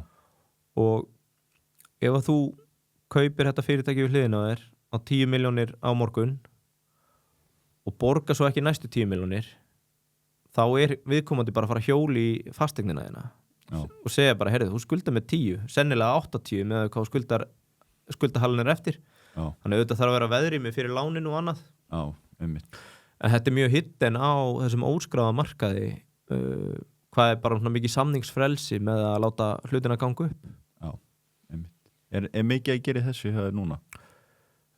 Já og já, eiginlega, það má segja það ofan í allt annað sko en ég er náttúrulega mjög góða partnera í því sem ég er að gera ég og Sigmar saman í einhverju, ég og Arnar saman í einhverju en svo tekur þetta alltaf bara svo ógeðslega langan tíma sko Er þetta ekki hellingsvinna sem hún færði og svo kannski dettur ekki salan í gegn eða er eitthvað sem að stoppar hana og væntanlega með nokkuð góð dæmi um það? Já, alveg klárt sko og dæmi að 22 þá voru að reyna að selja eitthvað fyrirtæki var að velta 600, minnir að söluverðið hafa verið 180 og það féll svo á áreiðanleika könnun þannig að þú ert búin að vera minnir að vera í 7 mánuði bara fundir, fá fram tölu svo kemur kauptilboð þá eru lögfræðingarnir að lesa það henda því á milli, er eitthvað orðalag svo kemur áreiðanleika könnun hún tók 30-40 daga og svo bara síðasta degi, endurskoðandi segir að séu mörg rauð flögg þannig að við erum hætti við og þá ertu bara fallast hendur sko en stundum er þetta bara svona ef maður lifir á kommiss, þá lifir maður á kommiss og stundum er payday, stundum ekki stundum góð, stundum ekki Já. En hvað myndir segja, hvað er svona sem myndir ráðleggja fólki að hafa í hug þegar það hefur kannski á að kaupa eitthvað fyrirtæki eða félag? Reyna á seljandalán 1 og 3 auðvitað náttúrulega best að þú ert með peningin að greiða bara beint út sko en seljandalán er mjög gott upp á að þú getur hafa verið með meira fjármagn inn í reksturinn sjálfan sem þú ert að kaupa ég myndi alltaf hafa ráðgjafa með í þessu og þá er ég ekki að reyna að tróða inn einhverjum milliliðum en það er bara svo margt eins og í þessu sem getur komið upp sérstaklega í samningsgerðinni vera með eitthvað lögumann sem þú treystir eða lögfræðing og lesa yfir alla pappíra allir anskoti sem getur komið upp þannig að ég myndi alltaf passa upp á að vera með lögumenn eða lögfræðinga og fara bara eftir öllum uppgefnum leiðum sko, þú veist, ekkert að vera að fara eitthvað svo tekur þú kassið og þú veist, það er bara allt upp á borðum og gerði eins og maður sko Það er náttúrulega verið mjög vinsælt núna bara allan síðustu svona 1-2 árið alltaf verið að vinsætla svona buy and build sko kaupa einhver félag sem er nú þegar til og bæta þið sko akkurat, spilar algjörlega inn í það og maður er lesið mikið um það að þeir sem er að kaupa kaupendur þá eru þá kannski að kaupa félag og taka lán út af nýja félagi til að greiða kaupverðið sko og þetta er náttúrulega allt annað umhverfi eins og Buy vs. Build og nú reynda bara hálnaði með hana að það er alltaf talað um SMB loans, small business eitthvað sem er í Bandaríkjunum þetta er bara eitthvað sem þekkist ekki á Íslandi og seljendalán er eitthvað sem ég held að mjög margir vita ekkert hvað er en er í rauninni svona það sem skapar þetta andri með að flæði það sem bankarnir kom ekki inn og þetta er náttúrulega mjög skrítin markað, þú veist 0 upp í 250 milljónir er bara algjörlega óplæður akur upp á bara hvernig hún kemst í tæri við einhvern, þú veist, þetta eru kannski 10 fyrirtækjasalar sem eru þarna fáinn fullt af fyrirtækjum mikið til bara lista inn á Vísi eða liggja á heimasíðunum svo ert þú að vera að senda einhverja fyrirspurnir þetta er allt svolítið svona gamaldags og þá er kannski svona síðasta afurðin sem kom úr pingunni var að ég og Arnar okkur langaði að byrja með svona hotta sem við vorum að fjalla fyrirtæki til sölu og þá kynnust við strákunum sem eiga Facebook síðuna fyrirtæki til sölu og úr verður síða sem við erum með í dag sem heitir kennitalan.is það sem að við tökum það sem við verðum að gera erlendis sem heitir acquire.com og Microns og fleiri að við erum að reyna að taka þetta á næsta level að þegar þú ert að selja fyrirtæki þá situr það inn á kennitöluna það er engin þóktun sem að þetta er bara eins og marketplace eins og Alfred að þú getur sett inn auglýsingu á þínu fyrirtæki við tekum enga þóknun en við gerum líka ítalegri kröfur að sé þú veist hver var veltan starfsemin þannig að þú gerir aðeins betri lýsing á því sem þú ert að selja og svo til að filtera frá það er mjög mikið af svona hörkurum sem eru að senda fyrirspurnir á öll fyrirtæki sem dett inn á sölu eins og á Facebook og annað og að miklu leyti oft bara keppinautar. Já, að reyna að fá upplýsingar. Já, að þú ert kannski segjum allir að fara einhverja verkkönnun hérna, sjá hvað þú ert ríkur, situr inn hérna, er með hérna ferðaþjónustu fyrirtæki til sölu, hafa kannski 80 samband, 20 af þeim voru bara að reyna að komast í Excel-tölu til að sjá hvað þú ert að gera vel, hvað er kóksið, engin hugur á því að kaupa þig. Þannig að okkar filter gegn þessu var að við rukkum 2500 á mánuði, sem sagt kaupmegin og það heldur öllum þessum hörkurum í burtu því að þeir bara tími ekki að borga 2000 kall þeir tíma því ekki og þá veistu að þeir eru aldrei að fara að kaupa fyrirtæki upp á 50 eða 100 milljónir og bara mission accomplished þau bara geta vælt yfir að þetta kosti 2000 kall en ef þú átt ekki 2000 kall til að fylgjast með flæðinu þá ertu bara ekki markhópurinn.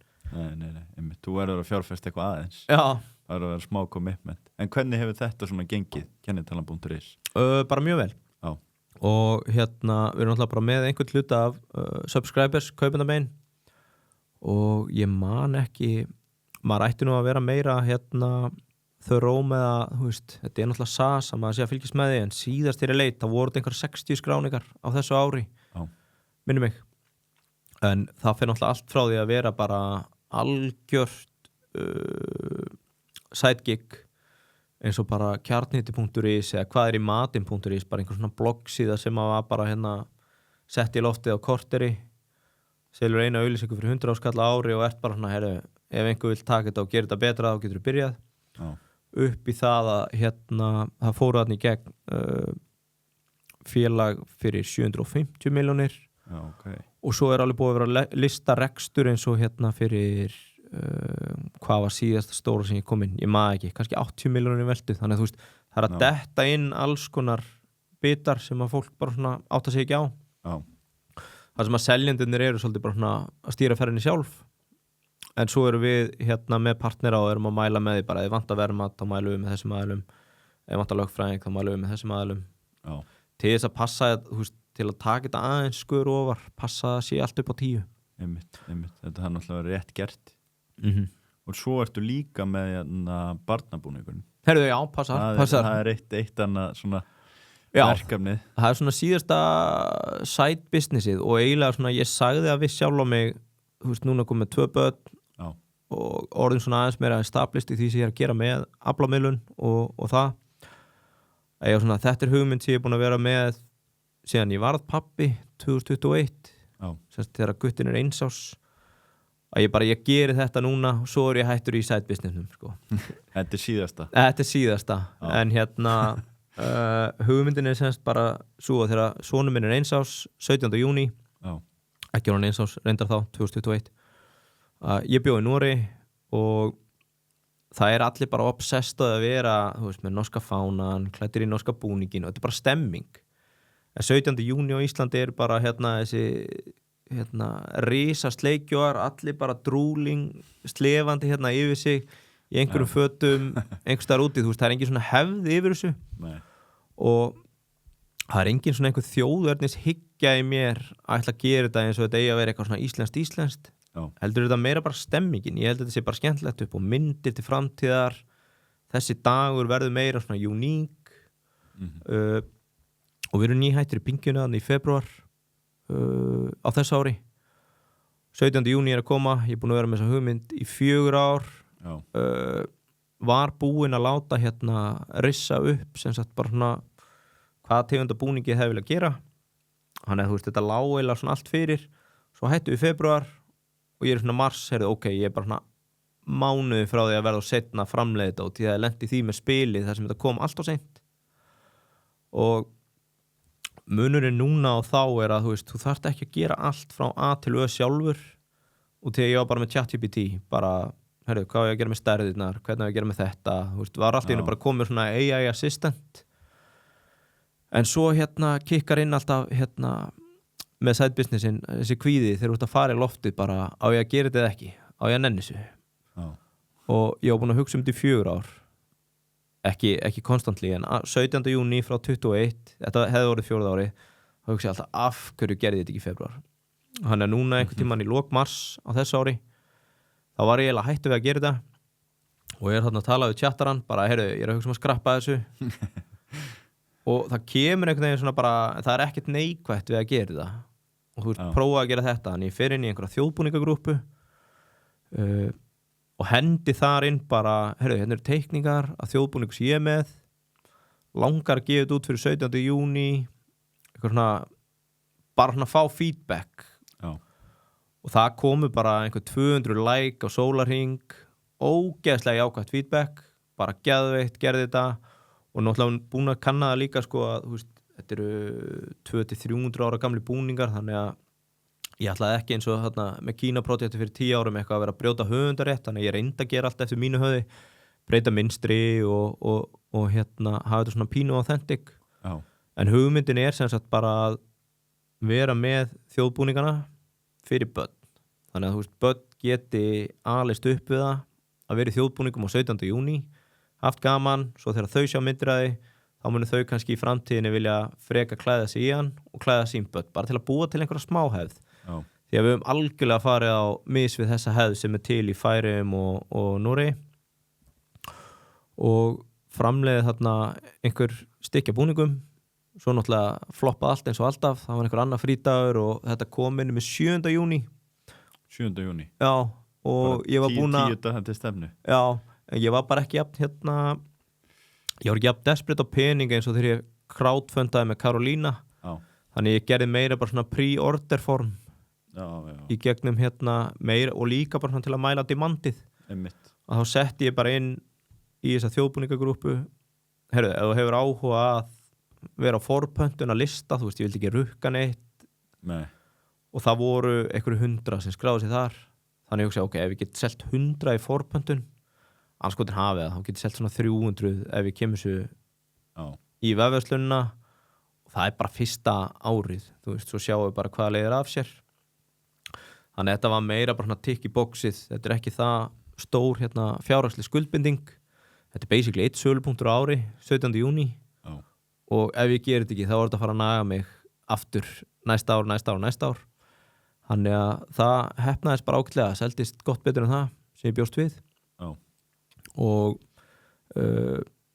svona fyrir reference þú veist, ef þú ætlar að kaupa þjóðbúning núna á mömmuina eða ég veit ekki hvern, einhvern kvenkins þú veist, þá kostar þetta 400.000 kall 400.000?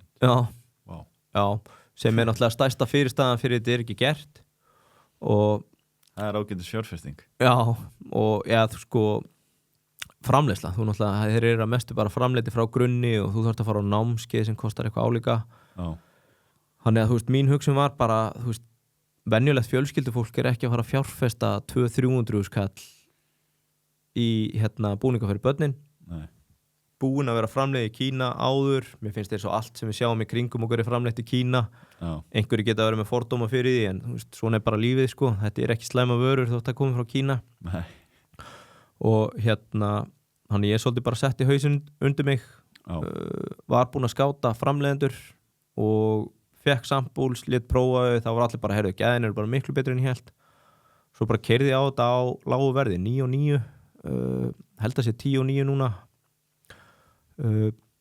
sem kostar allt settið sko og það sem að ég var að lánaðast með var bara svona það voru gamla konur að hraunaði mig og fyrir 10 árum hefði ég örugglega grátið á kvöldin sko en þarna var ég bara, er þetta í alveg að gera sko, er hún bara brjálegur að ég sé að framleiða einhvern búning sem er bara, þú veist, ég er ekki að stela neinu sko, þú veist, ég er bara að reyna og það sem gerist er í rauninni út af því að það voru svo margir ánægði með framtakið að þau byrjuðu að rífast, það voru bara kannski tekiláður eða mildtekihópar eða bara fólk sem keypti þetta og fannst bara varan í lagi voru farin að svara gömlu konunum sem voru að drulli yfir mig og þú veist, það var svona ákveðin ánægða bara að hafa gert þetta að þú veist, þetta er bara tækifæri fyrir fólk sem vildi klæða krakkana í þjóðbúning á 17. júní dúból og 10 skall en það var mjög áhugavert að fylgjast með kommentarkerunum og hvað sumt fólk leyfir sér að hafa áhyggjur af sko, eða skoðanir en sennilega svona besti skítstormur sem hægt er að lenda í hugsaði sko. Já, er ekki alltaf gott að fá feedback? Jú, alveg klálega og ég reyndi bara að vera auðmjókur með að svara öllum Hvar varst að fá þetta? Bara Facebook þá? Já Fólk að senda bráði? Bæði persónulega og á kommentin, eða þú veist á auglýsingarnar Já, þú veist, þá var ég með það strákur Snæþór, Marland að sérum allar auglýsingar fyrir mig Já. og hann sagði mig að þú veist, þetta pínu uník sko, ég hef aldrei verið með eitthvað auglýsingar sem svona margir að drulla yfir, þú veist, konseptið sko, bara upp á þurru. Nei. Og þetta var allt bara eitthvað, hvað þetta framleitt? Og ég svaraði öllu bara, þetta í Ningbao í Kína. Mjög góð gæði, þú getur komið og skoðað. Bara alveg ömurlegt. Svo var ég bara að senda þú veist, hvað svona ömurlegt? Þá kemur kannski, sorry, var í því í gæri eitthvað, þú veist, þetta bara svona. Sorry, var í því. Já, þú veist, eitthvað svona, þetta var í hita leiksins. Já. En þetta ekki gott fyrir auglýsingarna, algoritmin pikkar þetta upp? Jú, ég held það. Upp, sko. Já, ég held það. Hann veit ekki hvort það er jákvætt eða neikvætt. Nei, sennilega ekki, sko. Og svo er líka bara eins og upp á þetta að gera, maður er búin að vera svo mörgu núna síðastliðin ár. Og ég held maður myndi finna að maður væri raunverulega skýta á sig, þá hefði maður ágjör á þessu. Já. En ég er bara búið til búning, þú kaupir hann eða þú vilt eða ekki. Einmitt. Ég er ekki að þetta er ekki að forsa neitt nýja þetta sko. Nei, og þú veist, ég er ekki að valda neinu miska eða skaða fyrir einhverja gamla konur þótt að ég sé að selja börnum eða tekjulágum eða miðtekjufólki bara búning á 10 skall sko. Já. Þannig að ég tók það ekkert inn á mig en reyndi bara að vera ólíkt áður, þú veist, og bara svaraði í öllu og bauð bara fólki að koma í kaffi, það tók enginn því boði. Það var enginn sem mætti? Nei. Sem segir mér svona að þú veist, þetta er bara einhverjir rittarar internetsins sko, eða lyklaborðsins. Já, einmitt. Þeir geta verið mjög háværir og neikvæðar endur.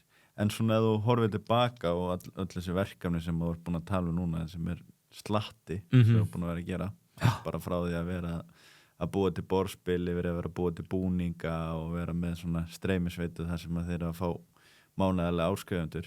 Hvað finnst þér svona standa mest upp úr í gegnum allt þetta ferli? Hvað finnst þér hafa svona lært mest, eitthvað sem að ákveði sem hefur komið á óvart? Sko, ég tek náttúrulega bara massífa reynslu held ég frá öllum verkefnum og náttúrulega bara tengsl, þú veist, maður bara kynnist alltaf einhverju skemmtilegu fólki úr öllum verkefnum sem maður fer í. Já. En ég er einhver hluta vegna langstoltastur að ég hafa gert þetta borðspil því að ég gerði það algjörlega from scratch sko. Já. Og ef ég var að gera aftur borðspil sem ég var svona gæla við með einum öðrum fyrir þessi jól, við verðum bara og seinir, þá myndi ég alltaf bara gera eins og allir aðrir, heyrðu, er konsept sem virkaði í Bretlandi, gera það bara íslenskt.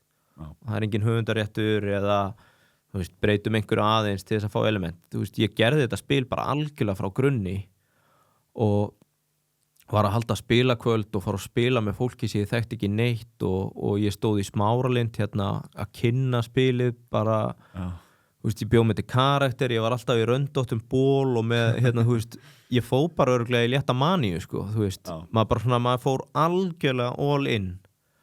Enda líka á þessum tíma 2019 þú veist, ég var að grænda til þess að ná þessi gegn til að selja þetta spil sko, þú veist, tróð mér inn í brennsluna náði einhvern veginn að þröngva mér inn í Rástvö, þú veist, maður var bara í dag er einhvern veginn, myndi maður að segja þessi bara 1 símtal til að komast í útvarpsviðtal og maður er 0 stressaði fyrir því út til maður er búin að vera í podcastinu í 3 ár.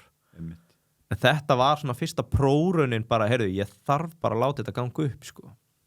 Hvað fannst fólkinu í kringu þetta? Þú varst komin í eins og segir svona létta mani að láta spila ganga upp. Ég veit ekki, ég hef aldrei tekið snúningin á því sko. Fækst ekkert feedback, það var enginn að segja við það að væri?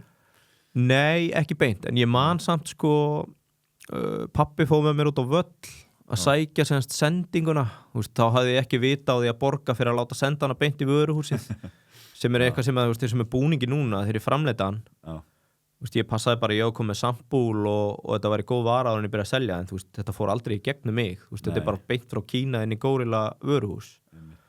En ég man að pabbi sagði einhvern tímann þegar við erum að offloada, þú veist, einhverjum 1500 spilum, bara flestir hefði látið sér detta þetta í hug, sko. Það er áhugavert að það hefði keyrt á þetta, sko. Já. Þannig að ég held að screw it, let's do it, sko, sé bara helviti góð. Já.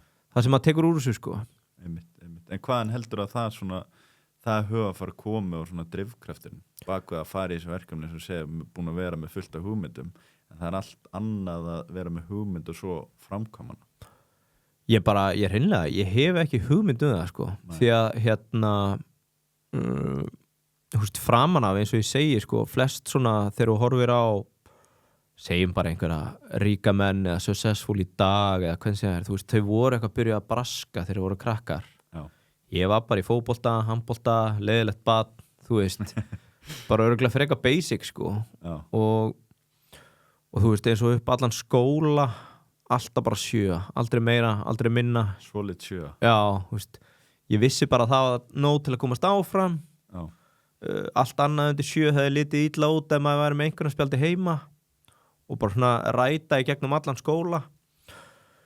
Og ég bara átta mig eiginlega ekki sjálfur á því, bara svona, það örugglega bara þegar þú byrjar að gera eitthvað eins og þegar við seljum á Amazon að það bara svona að smellir eitthvað í þér. Já. Og þú ert að fá pingið í Amazon appinu þú voru að slökkva á því, þú ert að selja svo mikið fyrir jólin að þú byrjar að vera bara, heyrðu, þetta er geðveikt svo floppara, eða við bara urðum undir, kynverið bara stúta á okkur. Já. Að þá eitthvað mentality líka í mér bara sem ég hefur frá mömmu, bara gefast aldrei upp að þá hugsaður bara, heyrðu þá var það bara næsta. Já. Þetta floppaði, nú förum við bara í næsta. Og auðvitað maður náttúrulega alltaf skítstressar, drull á sig og klúður einhverju. En ég hef svona lært að lifa með því núna til að maður hefur líka verið successful í einhverju sem maður gerir. Að láta það bara ekkert á mig fá. Út af því ég veit að ég ekki að reyna að svíkja og pretta eða selja einhverja skýta vöru. Ef þetta feilar þá bara feilar það. Já. Og ég reyna að muna af hverju. En einhvern veginn bara búin að læra það að ok, þá var það bara yfir í næsta sko. Þetta bara gekk upp, tek það tapaði ekki nóg miklum pening, við töpum kannski einu launum, fullt af tíma sem við settum í þetta. Já. Bara onni í skúfu, næsta. Og það einhvern veginn bara gaman að skapa sko. Já, bara búa eitthvað til. Já, sama hvort að sé að búa til hugbúna frá grunni, streymisveita eða borðspil, búningur eða hvað það sko. Þannig að En þú nefndir áðan að þetta hefði verið svolítið breytt hugafann í haður þegar þú varst í menntaskólum á Egilsstöðum og last Rich Dad Poor Dad, svo góða bók. Ætli að sé ekki bara helvítis bókin eins og hjá svo mörgum öðrum sko. Já, sem hafi kveikt eitthvað. Já, hún klárlega kveikt eitthvað, ég man eftir því sko. Hún fekk mig til að byrja að hugsa öðruvísi og ég ætla ekki að vera eitthvað það pólitískur en ég held að skólakerfið okkar byggist allt upp á því að þú sérst að fara að finna þig vinna einhvers staðar. Búið til vinnufólk. Já, það hvergi í skólakerfinu það sem einn áfangi sem segir bara, heyrðu, hvað með að þú verði bara frumkvöðl eða hvað með að þú verði bara í eigin rekstri og láti reyna á eigin hugmyndir sko. Þannig að þegar maður búin að vera að ganga þennan veg, menntaskóli, háskóli, meistaranám, svo lest einhverja bók sem segir bara allt annað að þá kikkar inn eitthvað svona mentaldi sem segir bara, heyrðu, ok, þetta getur bara verið sniður leið sko. Já, sérðu eitthvað eftir að hafa sett hennar tíma í menntun? Verður það að fara bara kannski fyrir að gera þetta eigið? Sko, klálega í dag myndi ég segja það. Já. En ég sé samt ekki eftir neinu því að ég svona hjátrúafullur að ef ég hefði ekki farið til Noregs þá hefði ég ekki spáði að fara í seafood, þá hefði ég ekki spáði að skrifa meistarritgerðum eitthvað sjávarútveg sem tengdi mig inn, ég trúi svo mikið á allt sem að gerðist. Já. Voru bara svona tilviljanir sem leituð af sér að ég er komin þangað sem ég er komin. Já.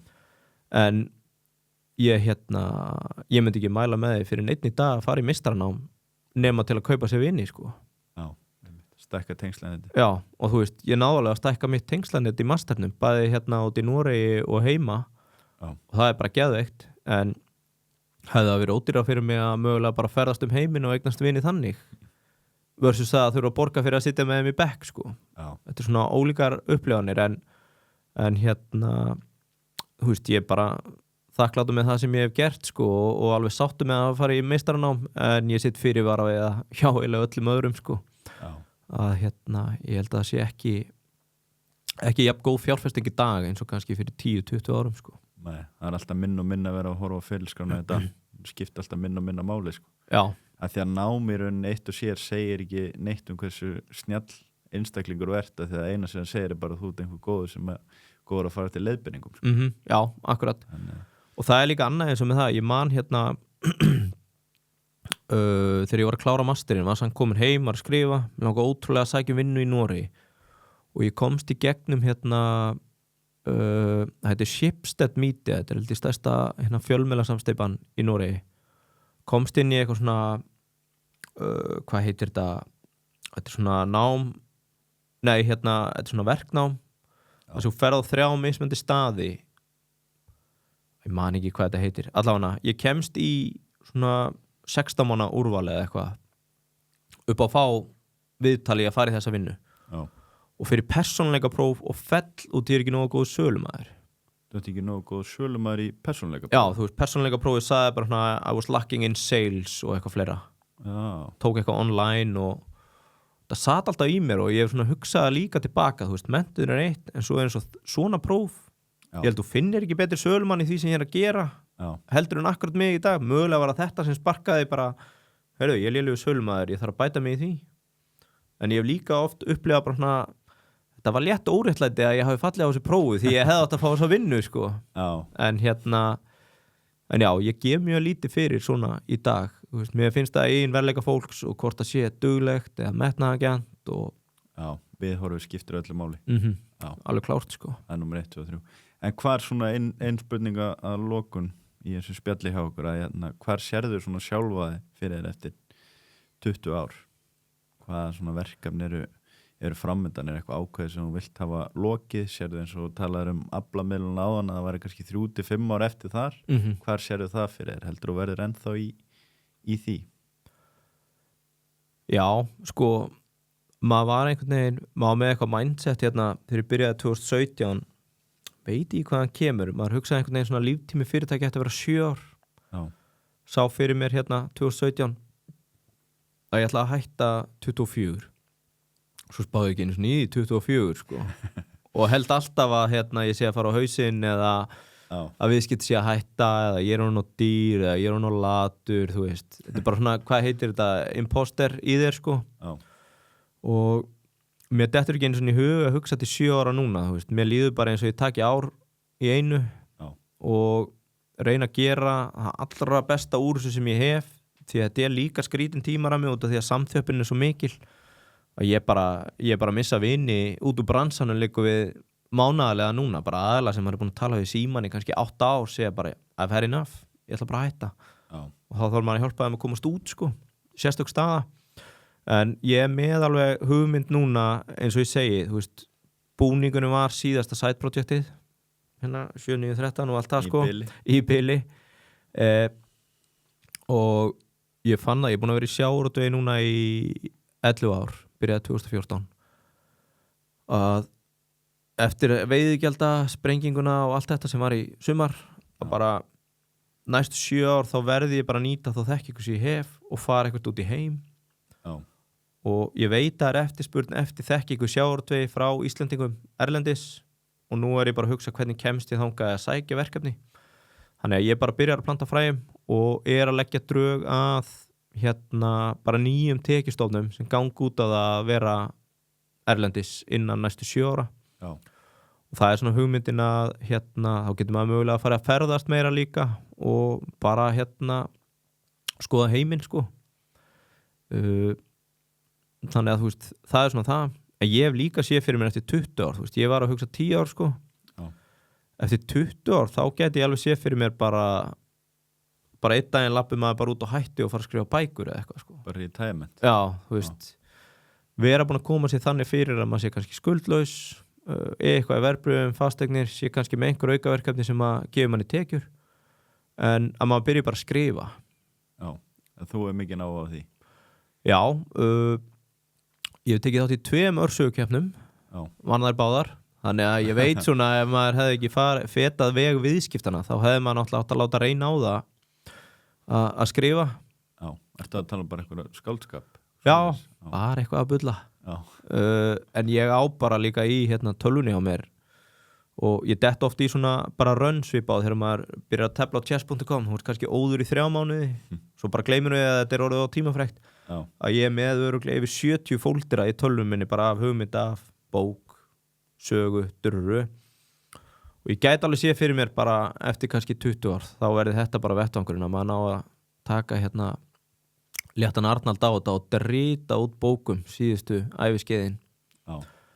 bara til þess að breyta þess til sko. En þú veist, það er náttúrulega 20 ári mjög langur tími sko, þannig að En það er einhver stund að líða sko. Já, Það já, er komið ára og veist það sko. já, En það akkurat. vantar allan ekki hugmyndina hér sko. Nei, maður er með ágætis hugmyndaflug sko, þannig Já, að það er meira kannski bara kontróla í hvaða hugmyndum maður sé ekki vinna í mörgu í einu sko. Já, akkurat. Og ég hef alveg fundið það, þess vegna einmitt eins og ég segi, sko, búningurinn er síðasta side projektið í bili Já, og nú er það bara að leggja draugaði hvort ég geti gert þennan business meira global heldur en að vera bara stór fiskur í lítil tjörn á Íslandi. já, þegar þú talar að fara meira global, ertu að tala að vera að miðla aflaheimildum erlendis líka þá? Já, og sko, ekki beint miðla því að kerfið á Íslandi er freka uník en mögulega komast inn í meira svona ráðgjátengt verkefni. Já, Það eru bara ýmis þjóðir mjög langt á eftir. Ísland er bara ljósárum, eða kannski ekki ljósárum, 30 árum á undan ákveðnum mörkuðum sem maður hefur skoðað. já, Í nýtingu afurða, vinnslumöguleikum, hvað er að gerast bara í landi og fleira. Og mikið að þið bara tengist því að þau eru með gömul kerfi og fleira. En hugmyndin er svona að mögulega fyrsta skref sé bara að byrja að skrifa á ensku önnur kerfi og hvað þau geti gert til að verða meira ná fram sömu arðsemi eins og hefur orðið á Íslandi. já, Og þetta er bara svona newsletter pælingar að vaksa í gegnum það að byrja að vera svolítið bara svona að publisa sínum hugmyndum hvernig þetta kerfi geti gert betur, orðið arðbærara og sjá hvort það verði til lít úr því, hvort maður geti síðan byrjað að cold calla lít. Mér finnst ekkert mál að cold calla, ég er í 40 tíma á mánuði í símanum sko. Þannig að bara svona leggja draugaði hvort maður getur komist inn til annar landa og mögulega stablisa sig sem einhvers konar ráðgjafi eða fyrirtækjasali eða já, ekki takmarkaði við Ísland. nei, það er bara svona það sem að hugurinn liggur núna sko. Já, hvað ráð myndir þú gefa þeim sem er að hlusta á þetta viðtal núna og hafa á kannski fyrirtækjarekstri eða hafa á að fara að gefa út spil eða búa til búning eða setja einhverja vöru, búa til eitthvað sjálfur og gera eitthvað sjálfur, kannski samhliða vinnun sinni? Hvað er eitthvað svona sem þú myndir ráðleggja að byrja á? Sko, það sem ég myndi allan að ráðleggja fyrst af öllu er að segja ekki upp vinnunni fyrir þú ert komin með hina hugmyndina eitthvað svona aðeins rúlandi sko. Því ég veit ekkert verra heldur en fjárhagskvíða eða það og er ekki fyrir mat eða leigu eða húsnæðisláni eða geta gert vel við fjölskylduna. Þannig að ef þú ert í vinnu og með einhverja hugmyndir vertu upp front við yfirmannu að bara, heyrðu, mig langar að fara að gera þetta á þess að þetta er svona létt passion en láttu að vera aðeins fara að rúlla áður en þú segir upp vinnunni. Já. En enga síður, takta skarið sko og gerði þetta. Já. Þannig að þú ert að tala um í raun áður að fara stað að vera þá með eitthvað safety net. Já, klálega. Ég er þar, ég er ekki nú á þetta sækin sko og öll þessi project sem ég hef farið í, þú veist, þetta hefur alltaf verið mjög limited fjárhagslega áhætta eða fjármagn sem hefur farið í þetta, þannig ég hef alltaf getað sofið rólega með það, ég sé ekki að missa húsið eða aðleguna því að hafa sett sko einhverjar 3 eða 5 milljónir í hitt eða þetta sko. Já. Og miklu minni fjárhæðir þegar ég var að byrja sko. Já. Þannig að maður hefur alveg verið frúgal með það og svo hefur sumt blómstrað og annað ekki og svo bara ferði ég að næsta. En allan daginn að hætta að ofhugsa þetta sko. Það er svo margir sem að fá hugmyndir og þóra ekki að segja frá þeim og er að ofhugsa þetta. Já. Það er langt best að koma þeim bara út í loftið, drulla á sig, skeina sér og fara í næsta sko. Þú veist, annars gerist ekkert sko. Nei, einmitt, já. Það er bara mjög góð ráðlegging. Það er náttúrulega hægt að horfa á bæði sko. Ég myndi alltaf horfa á þannig að þú veitir bara brenna bátana og fara all in sko. Já. Ekki með neitt safety net, sérstaklega út ungur sko. Já, þú veist, var það ekki Trump sem sagði besti tíminn til að fara á hausinni fyrir 30? Já. Þannig að ef við erum að fara að lifa til áttrætt, nýrætt, ekki vera hrætt að taka áhættur fyrir 30 sko. Svo er enginn að fara að erfa það við því þótt þú hafir floppað í einhverju 25 ára sko. Það er bara... Fólk er fljótt að gleyma sko. Já, alveg klárt sko. Já, það er eitthvað annað þá sem þú vilt bæta við? Við erum búin að fara yfir svona flest allt. Ég held það sko, ég er nú örugglega að gleyma einhverju sem maður er búin að vera í. Já. En nei, ég held bara vondi gott spjall sko og ef einhver er að hlusta á með pælingar, þú veist, ég er alltaf opinn fyrir að taka kaffi eða hjálpa sko. Maður hefur ekki verið eigingjarn á eigin tíma upp á það að gefa ráðið annað, þannig að það er ekkert mál sko. Það bara geggja, bara takk Yngvi fyrir að koma og taka þér tíma og búið að vera mjög gott spjall, bara takk fyrir. Já, bara takk fyrir mig, vonandi verður þetta skemmtilegt. Takk. Takk fyrir að hlusta á þennan þátt af Íslenska draumnum. Sjáðu til þess að þú missir ekki af næstu þáttum og farið inn á íslenskidraumurinn.is og skráðu á póstlistan hjá okkur. Við sendum tilkynningu leið og næsti þáttur fer í loftið.